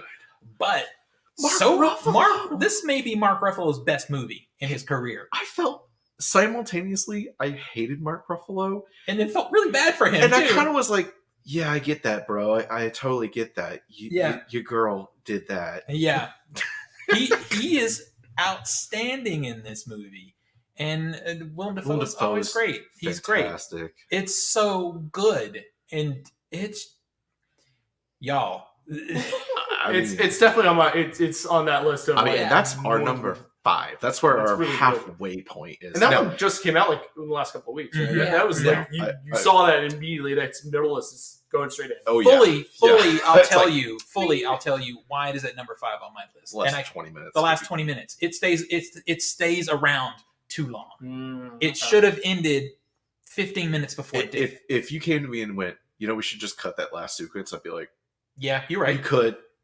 You Okay. could just cut it wholesale. And that is the only reason the movies that are below it are below it. but Otherwise, this movie is just a it's not- banger. it's not fully like wasted time, but No, it's it's- not. It's just when I the feel grand myself scheme of feeling for the things, watch that I'm not wearing, that's when I'm like, in the grand scheme of things, a large argument could be made of we need to cut this down to 2 hours.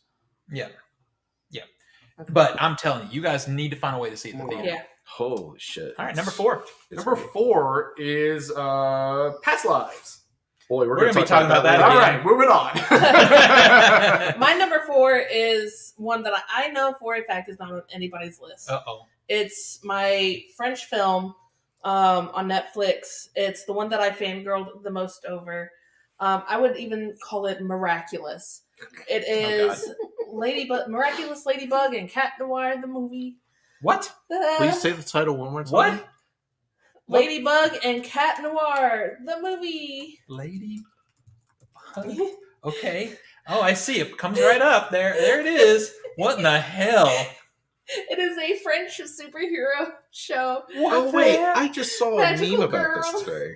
It is totally made for kids. But I loved it so much because it gives me the payoff I've been wanting for forever.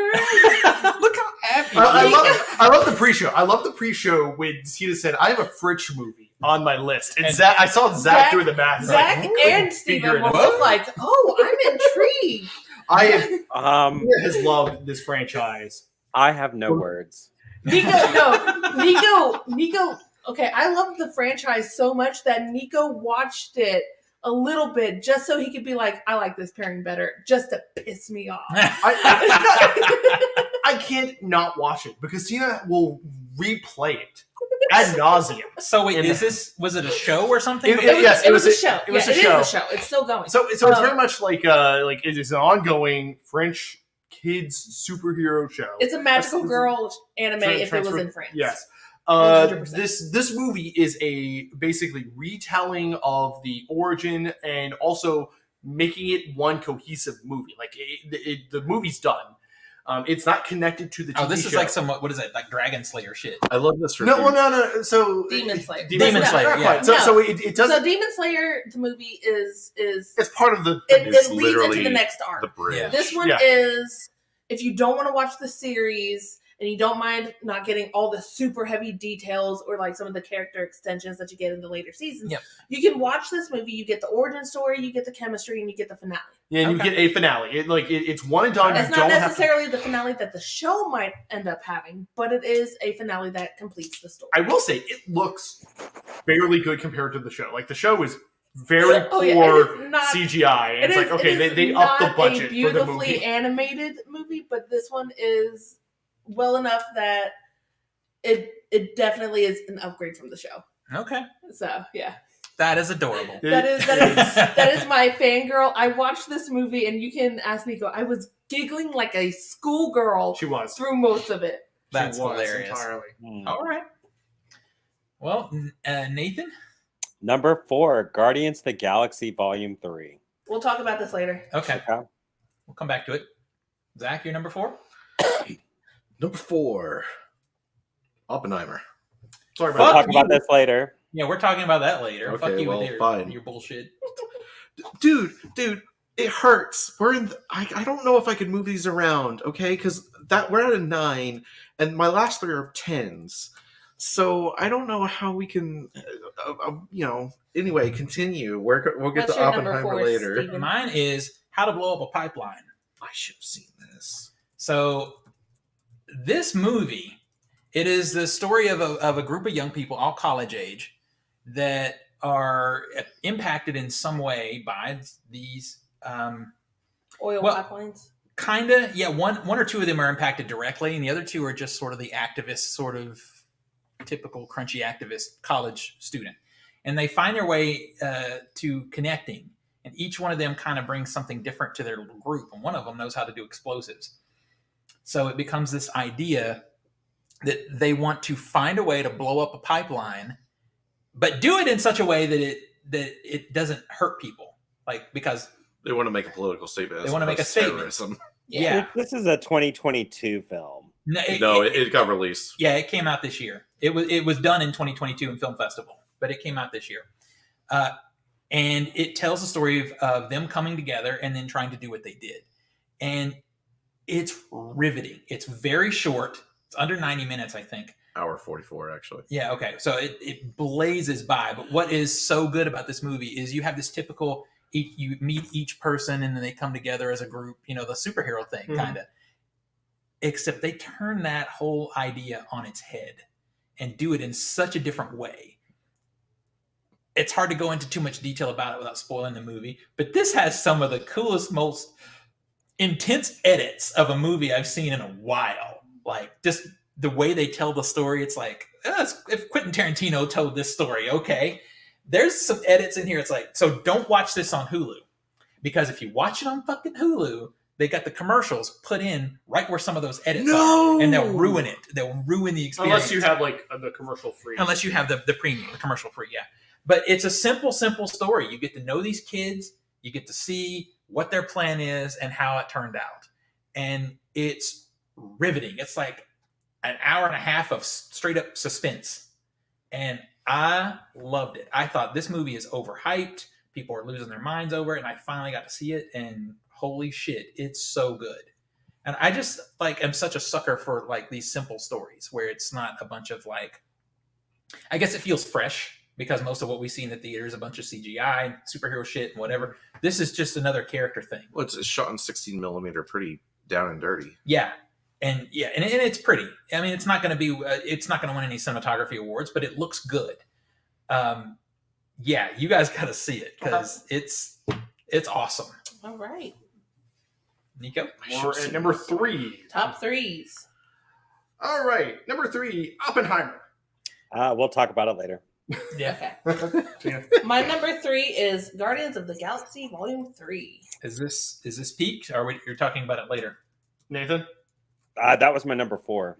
Okay. Oh, yeah. That's right. So let's you were go the ahead. one who said Yeah. it. Yeah, now we can talk All right, about so it. we peaked it. Okay. This is everything that I wanted from a Guardians of the Galaxy movie. It brought in some of my favorite characters that absolutely just nailed it. It felt like the adventure story that you would want from a sci-fi.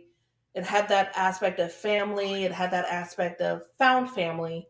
And I'm sorry, there's a golden retriever space dog, and she is the goodest girl. You are such a sucker for anything She, with a she dog. is. She is. I loved the Rocket story, getting more of that background. In, Okay. Go ahead. what? I concur. I agree. I loved how they took what was one of the most, I guess, emotionally poignant moments when you Mhm. kind of you had that bit when Peter Quill when they're in prison. Peter Quill looks at Rocket In the first one, in yeah. the first one, and you see like all the machinery and stuff that's on his back. Experimental. You get aspects, the yeah. sense that there is a depressing bit, and this is the payoff. That it really delivers on the whole. Rocket is a tragic character, and they sell it so well with this movie. They do. With all the other characters as well. And he comes to terms that he is in fact a raccoon. He does. Yeah. And I love the fact that they have a villain in this movie that is one very sensibly hateable. Oh, Yeah. very hateable. Oh yeah, animal Yeah. experimentation. I hate this guy. Let him die. It's like it's a really easy way to sell. It's like, yeah, let's have a bad guy that's not Loki. That's not like, oh, Mhm. we like this guy. He's charming and fun. It's like, no, And doesn't have a he's wrong, but he's also right, like Thanos. yeah, it's like this. This is by and far a villainous villain. But it's also not like a super abstract, like, I don't understand what he wants. Like, his villainy makes sense, and it makes sense that he's a villain with it. Yeah. So I really enjoyed that. And it's an aspect where they are protecting the galaxy. It is Mhm. it is protecting the galaxy. It is more of what I kind of wanted what I wanted to be of, like, okay, we are the Guardians of the Galaxy. We are an organization. We are making ourselves a thing. That is very much what happens in here. I will say the maybe the part of the weakest bit is it does suffer from, you have to watch a Disney Plus thing to get one of the plot elements of it. Yeah, there's one little plot point that's like, this would hit better if you actually watched the Disney Plus the Christmas Holiday special. Yeah. Yeah. That's also a really good Christmas special. It is really good, It's yeah. really fun. I agree. It was But I also think done they by do a decent enough job of like going into it to where if you didn't watch it, you will at least understand what's Yeah, they tell you. It just doesn't hit as hard. And I feel like Well, it's a good bow tie to James Gunn's Guardian story. Like, Yes. he's done with the franchise. Yes. He's over DC. We're not going to we may get more of some of these characters, but for the most part, this The story fact that is it's Guardians is done. The fact that it's a revolving cast, or it's set up to where they make it reasonable to be a revolving cast for later movies, for later franchises. Yeah, we could have a good ending for Drax, so we don't need Dave Bautista doesn't have to put on the makeup Yeah. anymore. What were you going to say, Nathan? Just the ensemble cast in general, everyone pulled or had a emotional beat or a comedic beat to it. It flowed very well. It was also nice to see the Gamora character after Endgame. And not be the Gamora that we're used to. Like, Yes. actively going against that role. Yes. So I love this movie. I'm just like you guys. Like, it brought tears to my eyes in a few spots. I was really happy it was so good after 2 being so bleh. Yeah. Like, Guardians 2 was not great. I was really happy it was so good after seeing Ant-Man 3 earlier in the year. Yes. Just because it really, I think, in the beginning There were of the year. so many places that this could have gone wrong. Yes. Oh, it was so good though. Like a fully thought out story, fully thought out everything. I mean, that by far is my favorite Marvel. Well, it's my favorite Guardians film for sure. This movie gives me hope for James Gunn going to DC. Yeah. Maybe we'll get good DC now. Yeah, I hope so. Literally, the only thing that got this movie bumped from my list is just superhero fatigue. It's a phenomenal movie. I gave it 4 or 4.5 out of 5. It's near. If you count Miraculous, I think I have 3 superheroes. Yeah, I just like, there were 2 superhero movies this year that came out this year that I thought were really great, You'll find out. but they both got bumped from my list, and it's literally only because I felt more passionate about movies that weren't superhero, and that's the only reason, because they're good movies. All right, moving on. I know too. Nathan. Oh, are we number 3? Yeah. Yep.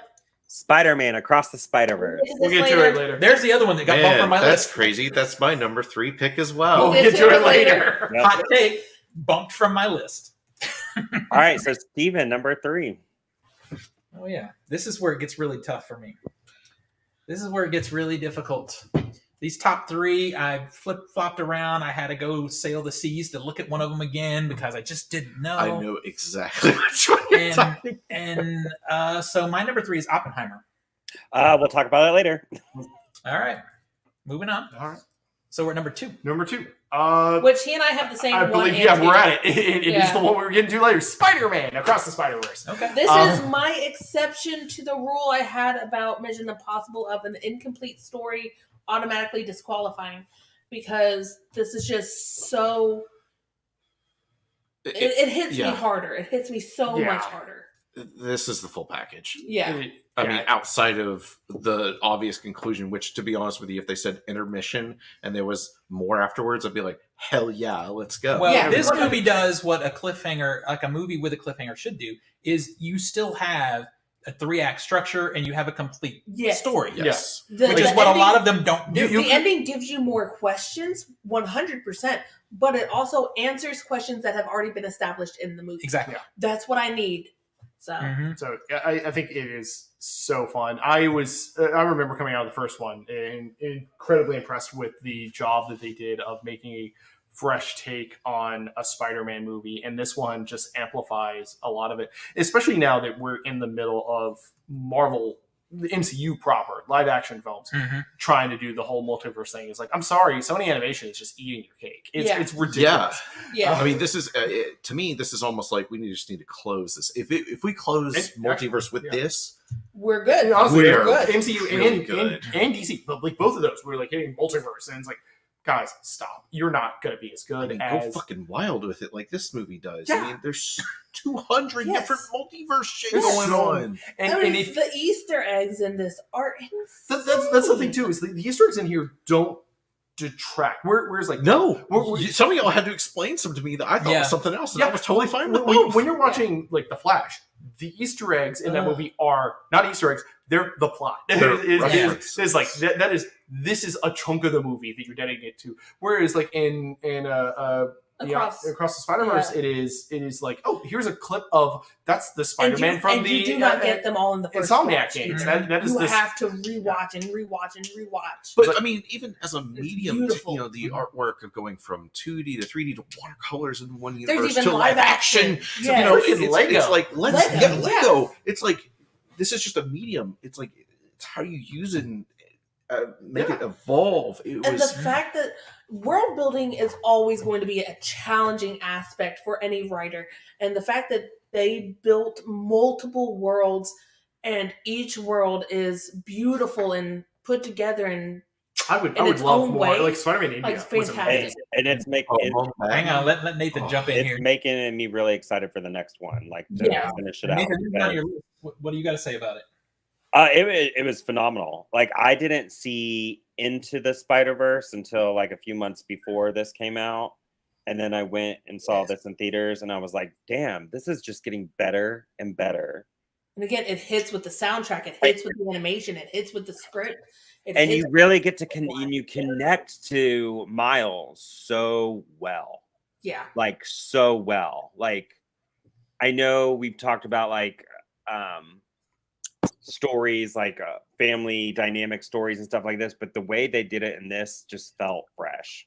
and even you know, Spot with him being like a comic relief kind of villain of the week, but he's such a threat by the end I of the love film. the Yeah. fact that you start off in this beginning, the first act, you think Spot is a throwaway villain. He's a gimmick. He's a whatever. Which is traditionally how he is in comics. But- Yeah, he's the splash page. in the And comic. then it hits you. Oh shit, he is the big bad, and rightfully so. Yeah.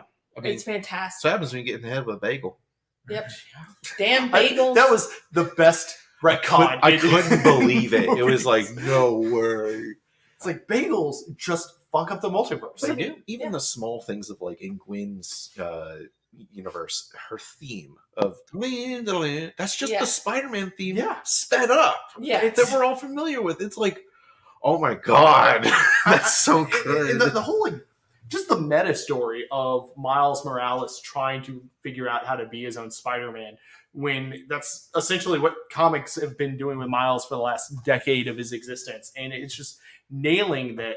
It's such a I just love it. And it's like, okay, going on to that aspect, Miles trying to be his own Spider-Man, and all the other Spider-Mans coming in being like, sorry, you can't. This is a canon event. It happens to everybody. Suck it up. Deal with it. And the story is just like, fuck canon. Yeah. It's like the message of the movie is fuck canon. It's like, It's yeah, pave right. your own way. Even if everyone, the people you love the most are telling you, sorry, no, it has to be this way. Don't give up. Hi.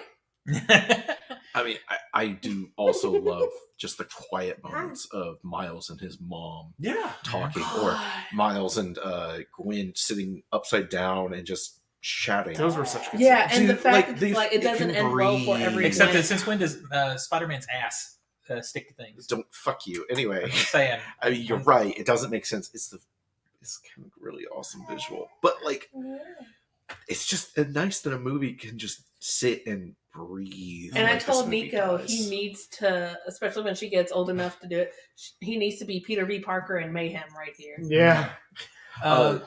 So is Nathan still there? Your picture's gone. Yeah, Yeah. I'm here. Sorry. So it's not on my list at all. It was, but simply because I felt more affected by everything else on my list than this one. Sure. And it is because simply I have some superhero fatigue, which is a thing. And even more than superhero fatigue is I have multiverse fatigue. Yeah. I That's am the main over thing. the multiverse. And I think that's That's- one of the reasons Guardians for me was such a breath of fresh air. It doesn't have Yeah. multiverse. There's no multiverse. It's just a film, a character film. It's not like using the multiverse as a crutch. The Spider-Man animated movies, I will still say, even though it's at the core of their storytelling, it's still used as a crutch. For cameos and blinks and winks at the audience. And I am really over the winks at the audience. Just make a fucking movie. Can you just make a movie and not wink at the audience all the time? You know, if you took all of the cameos out of this movie, some of the scenes would almost be clear in the background. There's so many. And it's great. It's fun. And I did have fun with it. But those things are what took it from my list, is I wanted fresher stuff on my list. To be That's fair, it. this It's a great movie. This animated story foundationally has multiverse. No, I know. I just said that. He did It's say at the that. core of the It's story. at the core of the Yeah, story. it's at the Which core of is the story. definitely a difference than the MCU, which is It like is. we're just tacking it on. But the fact is, there is so much that Mhm. it is understandable to be tired of. Yeah. Yeah.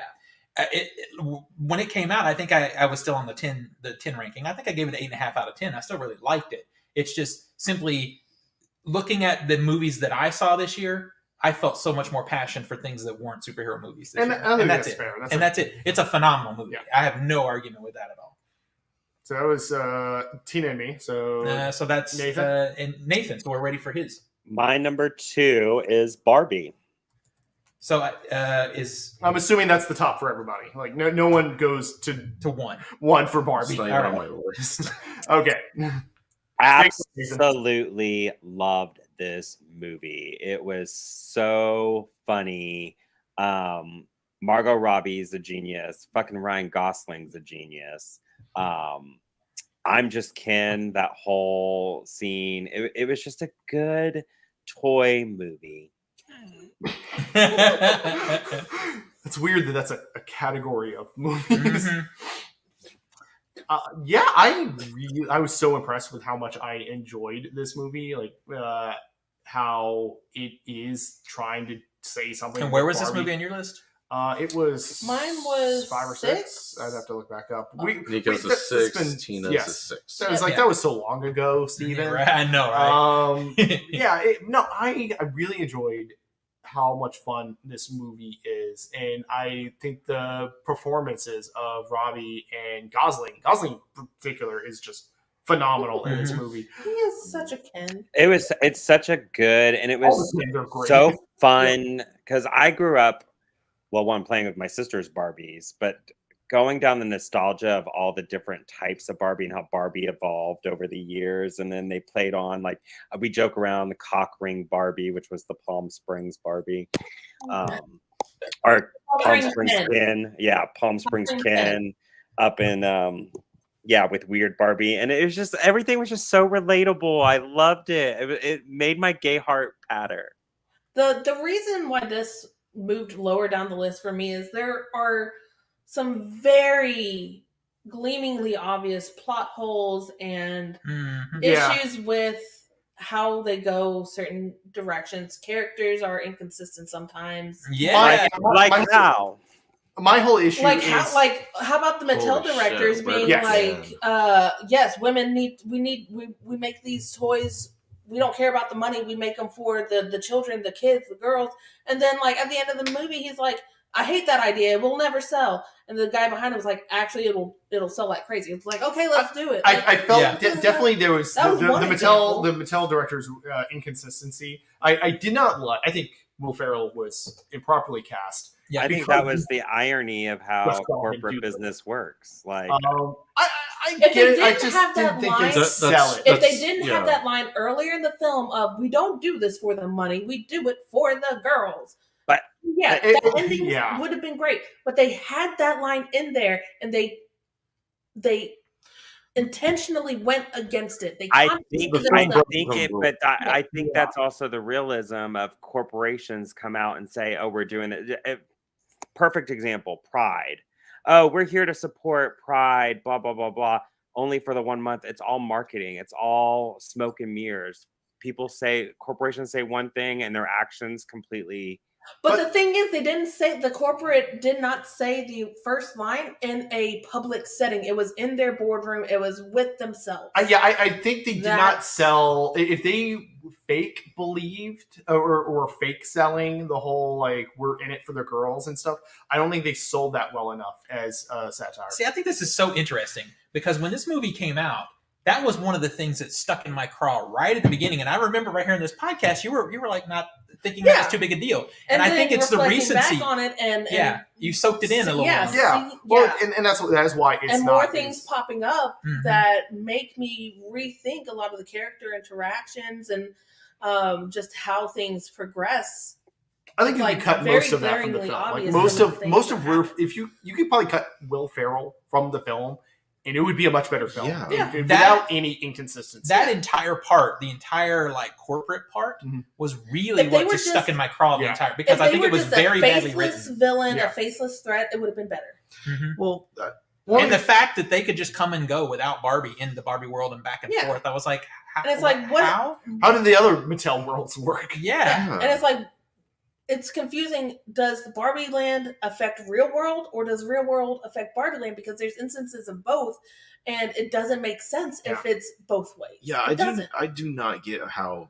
I mean, people are saying this is going to be like nominated for Best Picture and Best Writing, and I'm like, I don't think so. Did we see the same movie? I enjoyed it a lot. I don't think it will be nominated. I love what it did. It will get nominated for Best Song. I love what it did for which goes on too long. For the people that needed this movie. And I'm one of them. For the people that needed this movie, it did wonders for them. For the girls who are not Barbie perfect. And that whole scene where America Ferrera is just like, you have to be this, but you can't be that, but you have to be this. That scene, like, I agree with it. Great dialogue. Great dialogue. The message is crucial. Yeah. But the way it's delivered in the movie, it's like, it is very in your face. Stop the movie. Stop the movie. Might as well just put pause. And it's very much pause. Here's our message. You like it or you don't. So I do see how it can rub the wrong way. But again, for those I think that was the point. Yeah. For those who needed it, this is a very crucial aspect.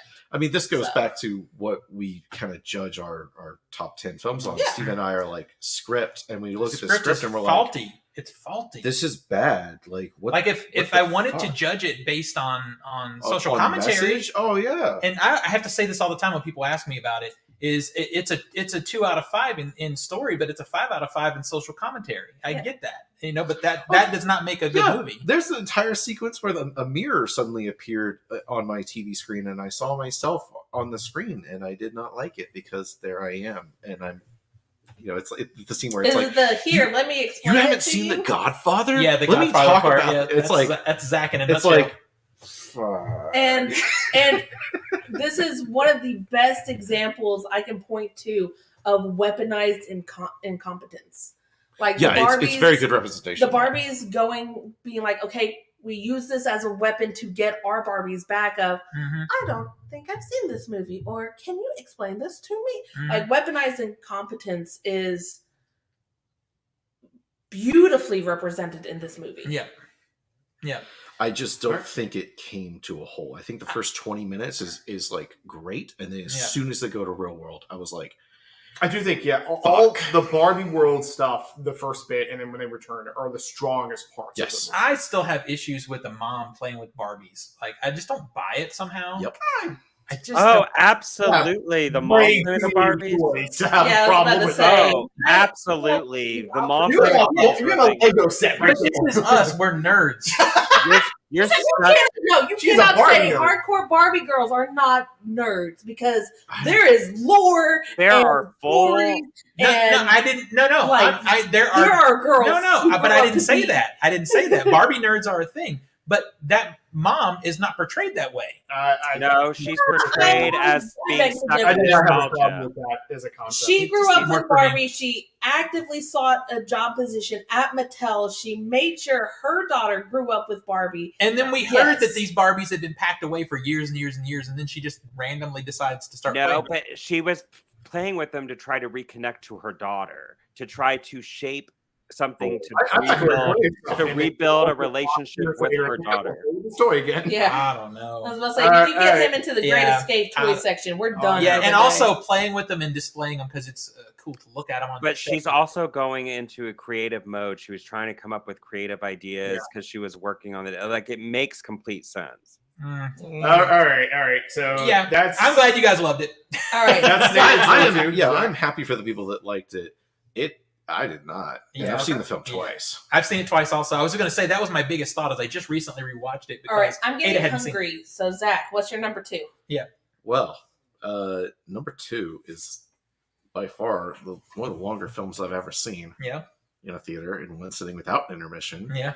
Killers of the Flower Moon. Also my number 2. I really And let me wanna just see say the choices between this one and number 1, It was hard. it hurts. Now I know where you're man. going. Yeah, there it is. I just gave up the game. But fuck, I had to, because both of them are 10s, man. Okay, like they're 10s, and it's just. I have this book slated for one of Man. my prompts. for Wait, the I didn't get to option do group. my number 3.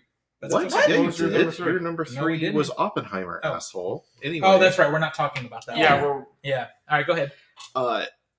Holy shit. You want to talk about Martin Scorsese being like, what you got, old man? He comes in and puts his balls on the table, and you're like, okay. It's Elephantitis. It is definitely one of the movies where it's like it's a long movie. No, and it is long in when you look at the minutes. When you're watching that movie, I understand. it doesn't Oh, feel I'm long. just saying, like the difficulty It for is us to the fucking- hard Yeah. sell. Yeah. It is a hard sell. Yeah, because I would if love we- to see it, but If we tried to go during a weekend, we have to do it like super early in the morning. And unfortunately, because of how long it is, the theaters in our area weren't showing it until like noon 2 or o'clock, 1. yeah. And it's like that's her like hectic. I can't Yeah. justifiably. and if we go into weeknight, it's like we're not getting home till Well, like 10 or the 11. movie's 3 hours and 26 minutes. Not to mention previews Yeah. or ads. Yeah, it's a 4-hour It's sit. a 4-hour, no intermission. There you go. Yeah. Which, by the way, I was glued to the seat the Yeah. whole time. And this is one of the few instances where you can take a movie that's over 3 hours and Steven still gives it 5 out of 5. Yeah. I changed nothing about this movie. I mean, it's not too if long. you put a gun It's to fun. my head, I could go, you could trim 5 seconds off that one shot, but you don't have to. I mean, we're talking Everything- 5 seconds. There's no filler in this movie. Everything that's there needs to be there. It's immaculate. This is top tier Scorsese. It's Yes. funny to look at this guy's career and see a movie this late in his career, and it surpasses stuff that he did at what people would say is his prime.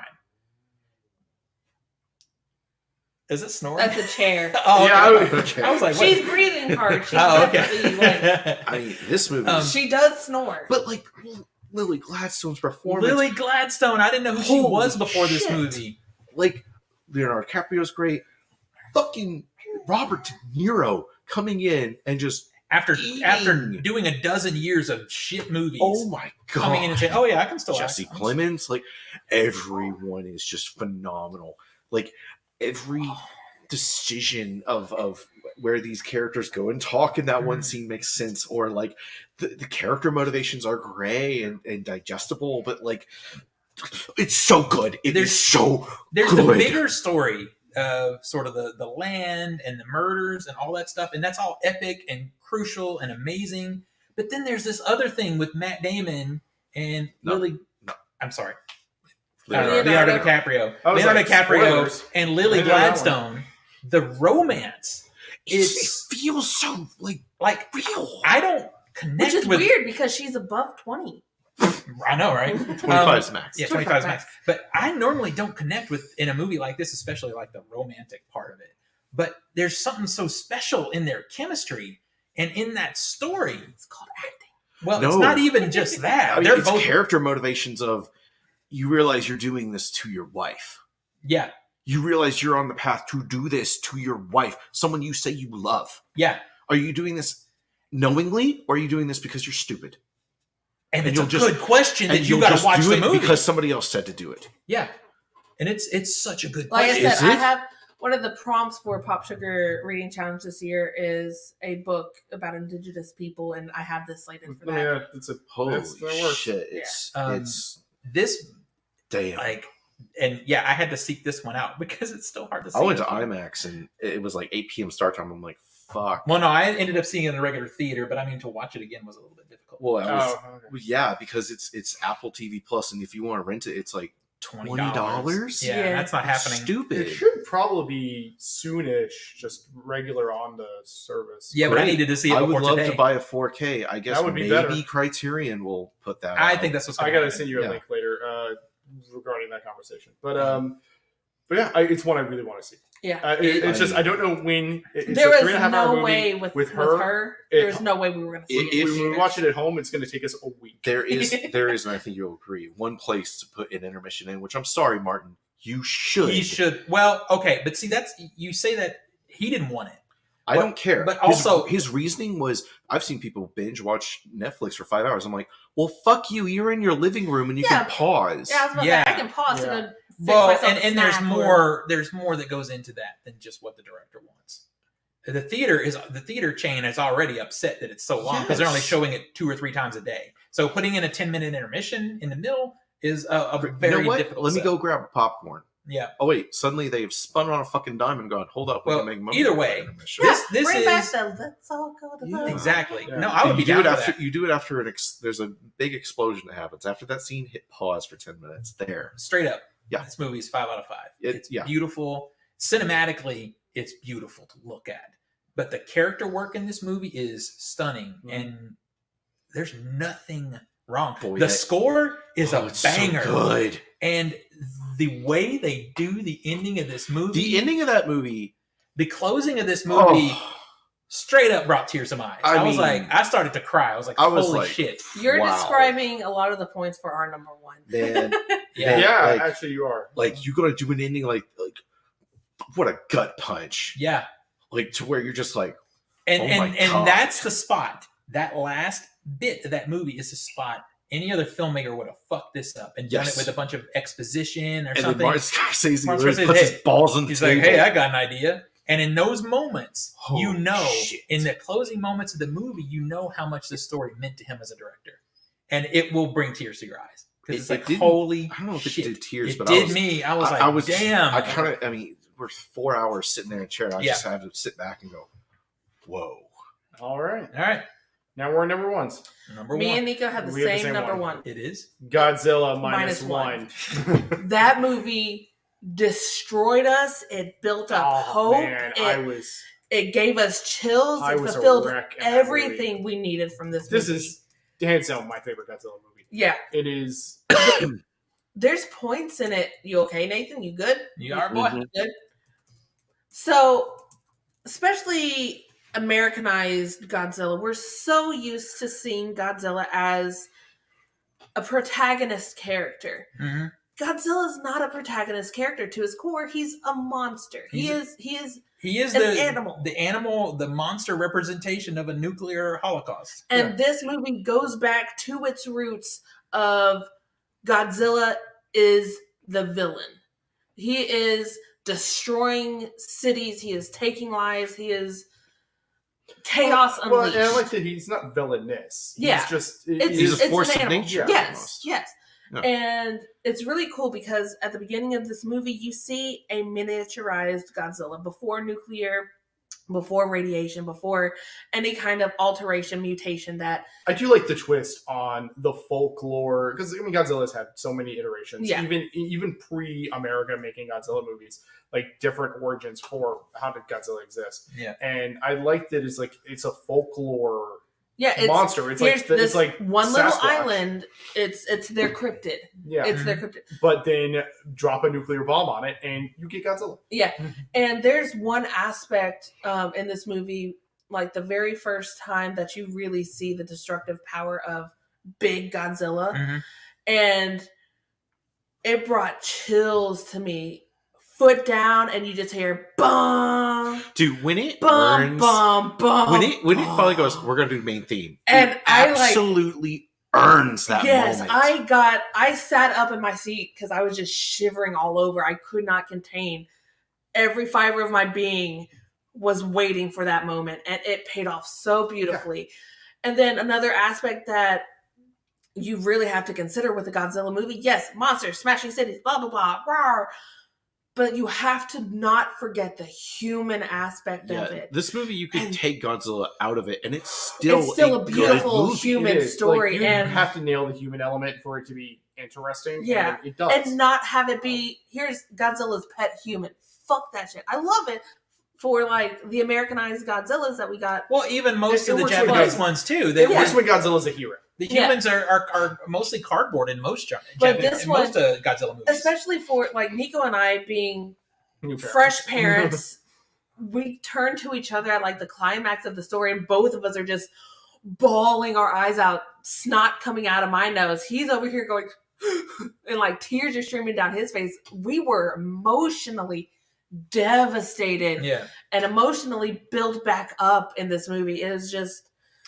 And you don't think of Toho being the place of character building and human stories. You just don't think especially of not in a Godzilla movie. And it's like, compare that to the American movies are just like, this is garbage compared to this. Yes, there's CGI for sure, but a lot of the practical aspects of this far outweigh the CGI. Actually, I also think the CGI Godzilla movie is on par, if not better, than a lot of the recent American Godzilla movies. I would argue better. The devastation of Godzilla's big weapon, the atomic breath. Mm-hmm. There's a lot of times I've seen it. It's like, okay, yeah, cool. There it is. But this movie is the weight terrifying. It is like that first time that you see it, and it's almost like that point in not The Last Jedi, not Skywalker, the middle one. Okay, the middle one, where it goes silent, and then it's the explosion. The holder maneuver. Yeah, it's like you get a little bit of that with Godzilla's atomic breath of like I fucking hate feeling that destruction. But the bit where everything goes silent, the reference is clear. Yeah, where everything goes silent, and then massive destruction. Yeah. And it's like it's terrifying. It is world ending, and it's what it should be. It is Godzilla's atomic breath. It's what it should be. It was an atomic bomb. That's what it was. Mm-hmm. And unfortunately, the asshole sitting next to me in the theater was pumping his fist in enjoyment that Godzilla did the move. But like this movie, I will sing its praises to my dying day. I honestly could not find any reasonable fault with this movie. It's got some clunky. It was. I can get that, but it was still the most emotionally meaningful experience I had in a theater this year. Yeah, I mean, it definitely it is the best Godzilla film I've ever seen, which is four films. But like, no, I mean, the clunkiness I have is like that could have been tightened up in editing, or maybe not as. I think of the scene where it's like, and I've installed this into your plane. It's like, Did you really need that a full minute to But explain that, Yeah. that scene particularly, it was kind of funny for us watching it in the theater because And this is a knock on the film because we had the. Huh? You go. so when he's explaining it, I don't know if he's going to tell him about, but then because you don't know, at least for me, I don't know if he is still holding on to all of that. Oh, I knew it as soon as it's Grudginess. like, I got your plane up. I was like, misread the scene. You thought the break because thing. when he was explaining, this is a safety to turn off for the bomb. You thought and he like, was misleading him of yeah, like turn on the bomb. safety. That's an and- ejection seat. But I knew Yeah. there was an ejection seat. Yeah. Yeah, it's like, are you going to trick him into saving himself or give him the option to save But himself? I mean, I like that they do have the character arc of him deciding to Yeah. move on from Yeah, his kamikaze and the fact that thing.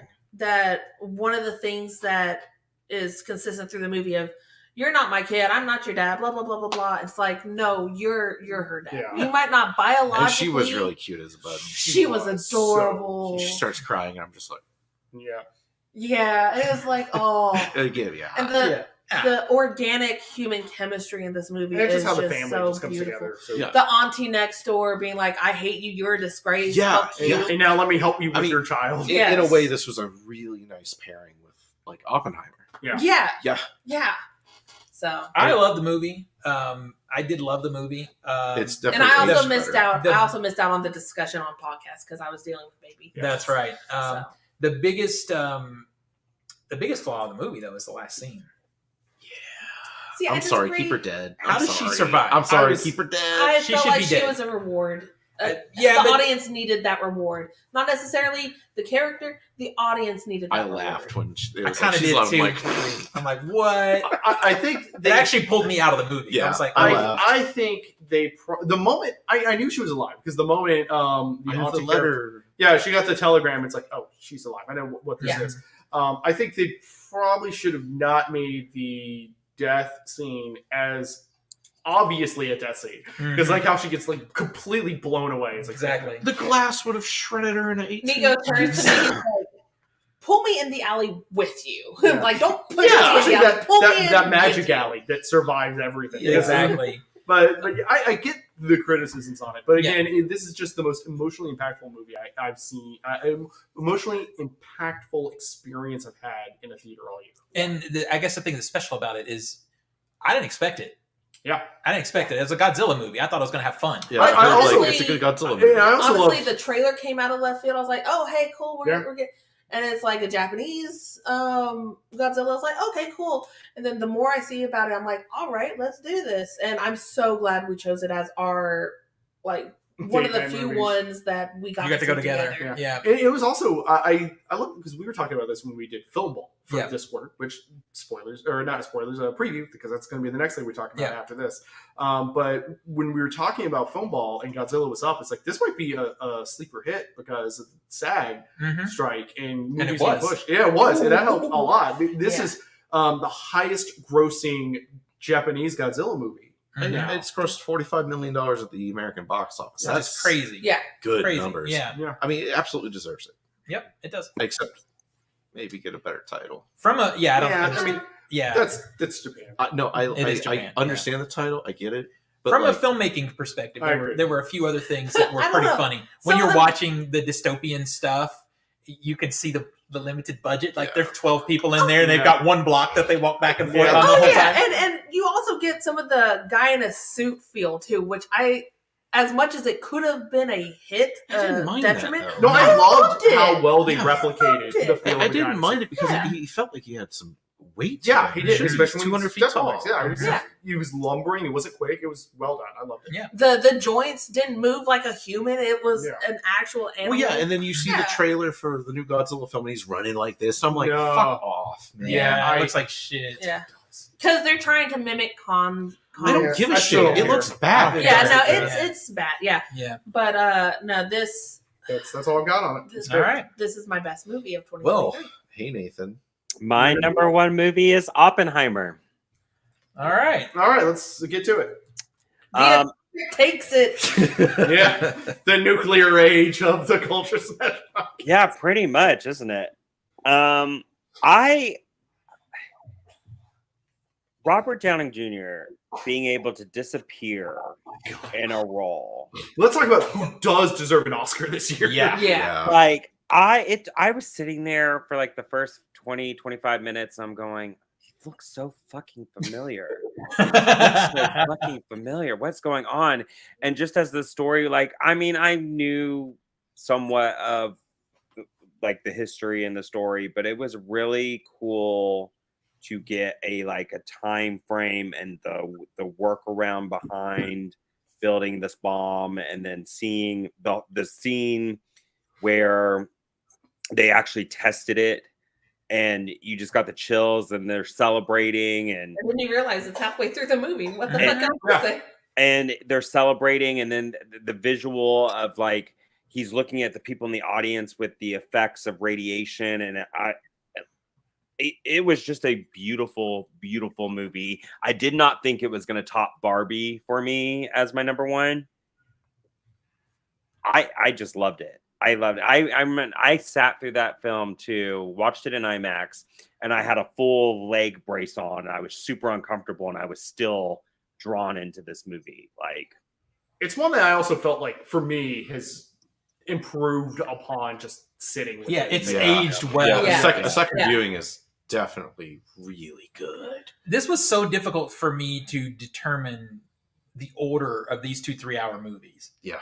And the only reason Killers of the Flower Moon ended up higher is because of the personal story that I thought was really interesting in there.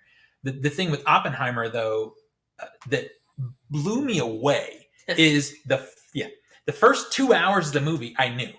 Like, And generally, still I knew it was, but I knew the story. Yeah. But then that last fucking hour I I was was just like, what is happening? What is happening? Yeah, See, that's one of the reasons why it was as far down on my list as it was. And honestly, I'm starting to rethink the Barbie Oppenheimer position. Me being me, I knew the story start to finish. I knew everything. So Well, I didn't know the detail, but I knew the general story. I didn't know the Strauss bit, pretty much the post-atomic bomb. Yeah. Well, I'm a nuclear geekhead. Yes, so, I'm aware. But so for me, it was I got 3 movies in one in this one. I got the creation of the atomic bomb, I got the trial against Oppenheimer, and I got Strauss's Comeuppance. confirmation hearing. Yeah. So it's like, okay, I got 2/3 of the movie I really want to see, and then I don't give 2 shits about Strauss. I never have. Ooh. God. No, I'm talking historically. No, not in the movie. I'm Yeah. talking historically. Oh. Strauss can suck a dick. Yeah. Which, I mean... history has proven. Yeah. But the movie really got me invested in that particular... Like, I knew... He didn't get confirmed. I knew it. So it's like, I got that little bit of... Well, that's not really a climactic point for me. It's not really a will it or won't it kind of deal. Mm-hmm. So that took a little bit of the edge off for me. Mm-hmm. But the fact that it made me interested in that character's story when history has made me absolutely bleh on it. Yeah. All right. Good job, movie. Yeah. Good job, Nolan. Good job, Robert Downey Jr. Yeah. Holy fucking shit. Yeah. You were so It's good. the personal aspect of I don't like that historical figure is what made it farther down the list. But what's amazing, though, is I didn't even know anything about that Yeah, historical like I figure. said, Now I do. completely different going into it. I knew so much about it that I didn't know. It was before the movie kind of. Go ahead.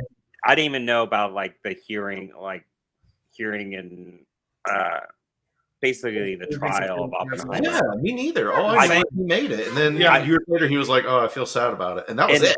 The questioning, and then some of the best, like Emily Blunt. Holy! She's good. That last scene she was in, where she was basically "fuck you." Oh, that was Like, so oh. But the makeup Like, was good, the dude. acting was superb. Yeah, for real. Honestly, this needs to be nominated, if not win, for hair and makeup. I actually think that's one Barbie's going to take. Yeah. I know. I think hate you're probably right, but but I do agree I this is need, a like- good contender. If all is good with the world, this one to me deserves it the most. Yeah, but if Barbie wins it, I'd be like, hey man, it deserved it. It sure Yeah, did. I think it's just probably starting to do that. This movie. I mean, it's the shit. This is the shit. Yeah. is if you look up in the dictionary, what is a Best Picture Oscar winner? It should be a fucking picture and write up of this movie. This is a Best Picture winner. There's no reason. Our Oscar game is going to be very interesting. It's gonna be. Yeah, because you're Like- gonna get the heart will get in the way of the brain. I'm and I actually don't thinking know. of legitimately playing our Oscar game. I think you this year. should. Ooh. That'd be Instead awesome. of coming up with some It's gonna be bullshit fun. randomized way to do it. That Robert Downey Jr. is the thing that surprised me the most about this movie. Though. Cillian Murphy And I- is fucking Killian, great though. but Killian. yeah, I was Killian. just about to say that. No, it's like I feel almost bad for Cillian Murphy because RDJ just stole the thunder, but he is so good as Oppenheimer, especially, and of course, we need the accent one because that's not what he sounds like. Yeah. But we talked about Emily Blunt. There's so many ensemble performances. Yes, in this movie the too. ensemble. Josh cast Hartnett is- in this movie is Yeah. He's great. so Rami good. Malek was fantastic. I mean, he the was- little bit that he was in Yeah, it, he I was thought there. He was good. Sorry. He's serviceable. He did a good job. I think he was there and he had 2 lines of dialogue. I remember. Yeah. I love the fact that I told Nico, I was like, yeah, Josh Hartnett was really good in this movie. And Nico goes, that was Josh Hartnett. Yeah. Yeah, I think a lot of people probably had that reaction. It's like, obviously, you were not the 90s I mean, Benny heartthrob Safdie- person that I Benny was. Benny Safdie was so Yeah. good. Yeah.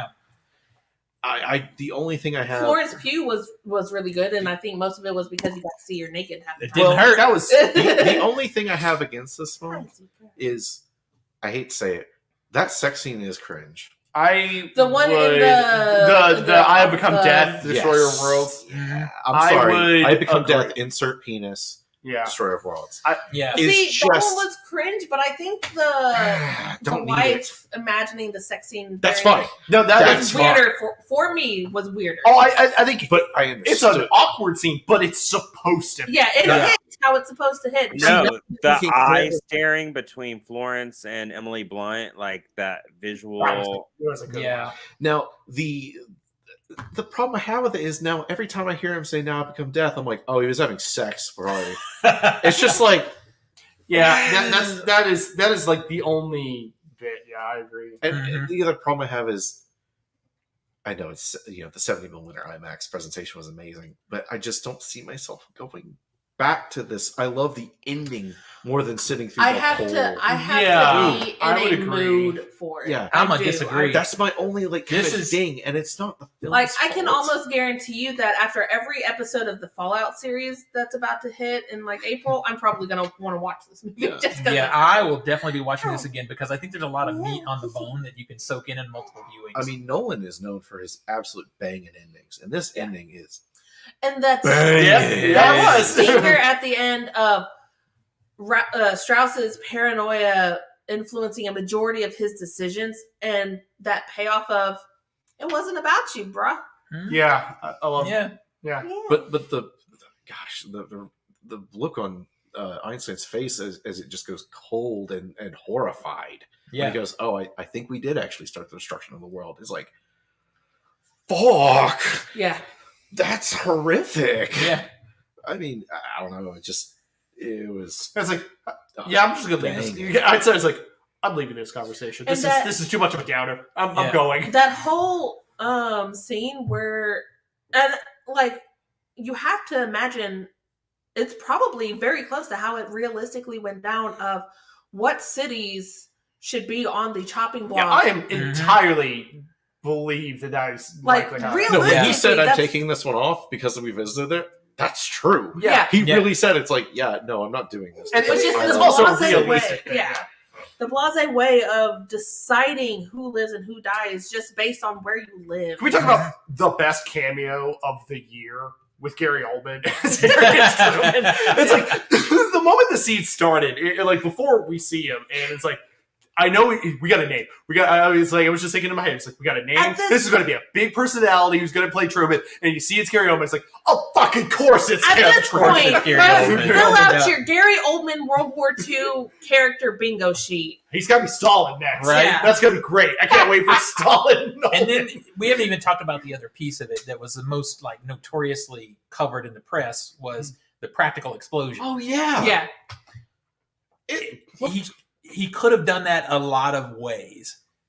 But of course, he still found a way to be completely different with it. And I've it's heard- like you had like one shot, And it was- one chance. I mean, I've heard people complain, "Oh, it didn't look as big as the actual one." I'm like, it's not about replicating it one to one. It's like, it's about at the that point- emotional. It's the emotional impact of, It's like- of seeing something real. Like at that point, please let's not encourage Christopher Nolan to build a actually nuclear build an bomb. atomic bomb. Because this motherfucker would do it. I if he mean, could. by God, seeing it in 70 mil when the fucking explosion is the entire size of a 60-foot tall screen, you're just, it's beautiful, horrific, riveting, terrifying. All these emotions that I play just into loved, it. and I also loved what the different ways all the scientists that were out looking at it were like dealing with it. It's like, I'm putting on sunscreen, and I'm No, going it's to be cool. in my car The military windshield will people- protect Yeah. me. The military people just laying away from it. It's like, you stupid sons of bitches. I mean, they were far enough away. Yeah, Yeah. but like, and like the Matt Damon role, it's like near zero. It's like I would like zero. Yeah, that's a good scene. It was Yeah. played up in the trailers too, but it really is effective. It worked well. Yeah. It did. All right. Okay, so that was Nathan's number one. Yep. I Zach. think that was Zach and Well, Steven, looks like it's time for us to give our number one. Yeah. Because I think you can agree, Killers of the Flower Moon is a 10. Yeah. The Past Lives is a 10. Yeah. And Okay. it's just, we talk about how sometimes realize. technical Yeah. will go over the heart. I kept thinking for sure one of these movies was going to bump Past Lives down on the list, and it kind of did for a while. Then I got that Blu-ray, and then I watched it again. Man, See, I think that might it's just- we watched it once Oh. in theaters. We hadn't had a chance to see it again. We watched it like what? I don't know. Summer-ish. Yeah, it was in the summer. So Like, it was it when had it was time in to like stale over before we Man, that see it second again. viewing of like seeing the setups that you subliminally got and then the Mhm. payoff. Oh my What movie is it? God. Past lives. Past Lives. This is a film that I had a shitty day Yeah. seeing Asteroid City Mhm. and then Indiana Jones Yeah. Ooh, ooh. and Oh, then man, I'm Past sorry. Lives. Okay, Yeah. Okay, you ended on a high note at least. But I emotionally, you were like, fucked. wanted to like. I'm Oh, dying. okay. So Anna is still listening to us, and I want to talk about this real quick because she and I. Anna, had a- you are a trooper, girl. Yeah, I love Yes. it. this is my friend from TikTok. We're on here all the time together, and we had an interesting conversation because I actually have the Blu-ray because I have her copy because she hated the movie, Oh, and we It's were all- talking it's all about it. good. And when she told me she hated it, I found out we kind of got into it. And spoilers for Past Lives. spoilers, please. Yeah, I mean, Spoilers Yeah. for all the movies on our list, but yeah. Yeah, this one's a real Well, spoiler some of though, them we did. because what she hated about it was the ending. It made her so mad that it ruined the movie for her. And I said, it sounds to me like the movie was pretty fucking effective. Yeah, Because it's supposed to hurt. I hated the ending too. The It ending made me hurts. bust out crying in a theater and be embarrassed about it because Yeah. it broke my heart. I tried to. I turned to Steven and be like, "The movie's," and I got that far and burst into tears because I couldn't hide it. Yeah, see, she said she hated the ending. And it's like one of the things I love about Past Lives is you can't hate any of the characters. Realistically, There's no one to hate in that movie. Yeah. it's like I don't hate the ending because it makes I hate sense the that ending of they- Prisoners too. Well, okay. It makes Yeah, sense. she It hated the makes ending of sense Prisoners too. Yeah. that they don't. I mean, spoilers. They don't end up together because life is messy and Yeah. it works. Well- Well, I like that it's not a Hollywood ending. It's Well, not a and Hollywood okay, see, romance. and this gets down to what you want from your movies. Now, if you like romantic comedies and you like to see this sort of tragedy happen and then it comes together at the end and people find a way to be together or be happy, whatever, This then, is not. For then this you. is not No, fucking no, for no, you. no. This movie is, I think this movie hits so hard because it's based in such a reality feeling. yes. I mean, I feel like it's like this is a weird comparison, but it's like Deep Red. When there's a murder in Deep Red, the kills in Deep Red were supposed to be something you can truly relate to. And my favorite Yeah, one you can. is when someone's head gets banged into a corner until they're dead. I've banged my head into a corner before. I Till you're know what dead? it felt like. I didn't die. Mm. But if you've ever had a similar, even remotely similar experience, you can connect to this story in such a real, visceral way. And it's not somebody falling in love with somebody over a course of a week. This is Decades. This is a lifetime. Well, and I use past lives, and I told him this when we watched it. I was like, this is what I mean when 99.9% of love triangle issues could be solved with good fucking communication. Their pillow talk, they're actually talking. It's so to good. yeah. Thank you. That is a healthy relationship. The only one that isn't healthy is the guy, the main male. The I don't childhood friend. remember any of the names. Yeah, I don't sorry. either. It's fine. But no, it's like I feel so sad for him because you're right. Tina said that it's like you don't like nobody does anything wrong.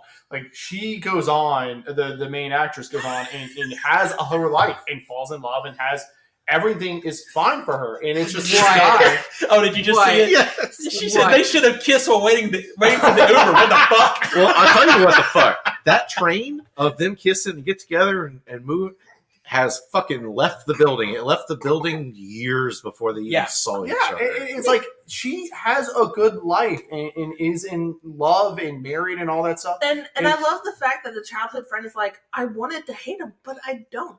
Yeah. For the husband. It's like, thank you for not being so toxic. Yeah. It's like because ultimately everyone there is a good person. Yeah. Well, and that's what's so amazing about it is because it would have been easy to make one of them super toxic and make a villain so that you could hate somebody. Letting their jealousy get the better of them and not having that faith in their relationship to talk it out. I just feel so bad for him because he has wasted so much of his emotional time pining for her for something that he can't have. And we know that he's had at least one relationship that has failed. And it doesn't say because he's in love with somebody else, but it's because he's holding back for the holy grail that he's put in his mind. Oh, that's a whole side. You can answer that in the chat. How about this? No. It is so emotionally thrilling. It is one that I would have a hard time. I mean, I could watch it again, but it is one that's like it's so heartstring pulling that it is an emotional effort, good effort to watch it again and again. And there's so many, like the scene where they're at the bar and the two of them are speaking, and of course he doesn't know. He's a third wheel at that point. Yeah. And it's like, and he's trying to learn Korean, but he's not fluent enough to keep up. I love that with he's trying. native That's speakers. great. Yeah. It's just such a gut punch. Just like I was trying to decide, is Oppenheimer or Killers of the Flower Moon better than this movie? And I can think about both of those movies and think about, oh, they're so good. But if I think too much about Past Lives, it'll like break me again because it's just so powerful. Yeah. And I don't know. I guess you can impart a little bit of yourself into it, and I think that's the thing. Yeah. If you've had any kind of similar, but I mean, the music type of story. The story, the cinematography is beautiful. The cinematography is gorgeous. The fact that this is like a first-time director is just incredible. Stunning. It's incredible. Oh, these actors were good. I know it's killing you. You should have watched it, boy, because it's so good. You would have made you cry the whole time. It sucks you or into you would that have world. hated it. It sucks you into that world so effectively and so quick that by the time the movie's over, I look around and I'm like, where am I? I don't know. I get the feeling we're gonna have an Everything Everywhere All at Once situation with Nathan if he watches. Oh, he's gonna fucking hate it. He's gonna hate it. I mean, I showed it to KJ, and she had the same feeling Anna has, where she got mad at it because she wants that satisfaction, and the film's like not going to give it to you. Because some films are built for that, and some aren't, and this one is not. And I will probably not watch this. Amazing. Yeah. Well, that's a loss for you, sir, because this movie is just stunning. It's stunning. Like I can't get over it. It's so good. It is like. The more time that goes by, I'm like, no, I'm right. It is number one. It really is. Yeah. The only reason it's in my top 5 for sure because it was number 4. No, number 3. I don't remember. No, number it was 4. 5. It was 1. Wait, it was sorry. You're 5. You're 4. Yeah. Okay. Yeah. And we were talking about this on the way up here is my top 3, my top 4 even, because I'll include Miraculous Ladybug. Is I don't have to be in a certain mood to watch it. Yeah. I can watch it if I'm happy, if I'm sad, if I'm angry. I can watch it anytime. Past Lives, I have to prep myself for that movie to watch it again. Oh, emotionally. I'd be like, you want Past that. Lives? She's ready. Fuck yeah, I want to watch Past Lives. It's like, I could watch it again, 100%. All of the movies on my list, I can watch again. Yeah. That's why they're on my list. Exactly. Yeah. How much prep emotionally, mentally do I have to do to watch it again? We hit a top 10 of 3 hours. Yes, exactly. It always goes through. It always does. Everybody always thinks it's going to be less, but it always is. It always is. Yeah. All right, so let's wrap it up. That's our top 10. Hope you guys enjoyed it. Nico, where do we find you on the internet? You can find me at nicholasqualls.com. Has links to my Blue Skies, my Twitters that I don't use anymore, Instagram. Check my Instagram. I just did my top 10 reading experiences. Literally, while we're doing this, While we were doing this, here. I finished my top 10 list of books/series. And I want to take credit for at least 2 of them. So Perfect. Yeah, so definitely check that out. Let me know what you think about those reading. The Letterboxd account will have the list public soon. It's on their private, but it will be public for what we just did right now. Nice. Tina? you can find me on most major social medias under Cheddar Popper, CheddarPoppr. I am trying to, one of my New Year's resolutions is being more active on social media like Instagram and TikTok. It's probably going to be book and cooking related. And baby related. But yeah, my Instagram is almost audiobook baby. Audiobook baby D&D. There you go. That's I want to try to get more D&D this year. So, Nathan? Find me on Instagram, Nate_R_70. And yeah, here occasionally. Zach? You can find me on Steam as a Dangerous Meat Lunatic, as well as on Discord. You can find me on Instagram as Master of the Matrix 91. You can find me on Letterboxd as Master Z91. But real quick, I did have an honorable mention that just got bumped out of my list. Talk to Me. I like Talk to Me a lot, but it wouldn't have made my list. It wasn't even close. Yeah. I had controversial feelings within myself about Talk to Me. But anyway, you can also see my list be public on Letterboxd here when I make it public in like 10 minutes. So there's that. So find me at OTS Movies on Letterboxd and mostly TikTok.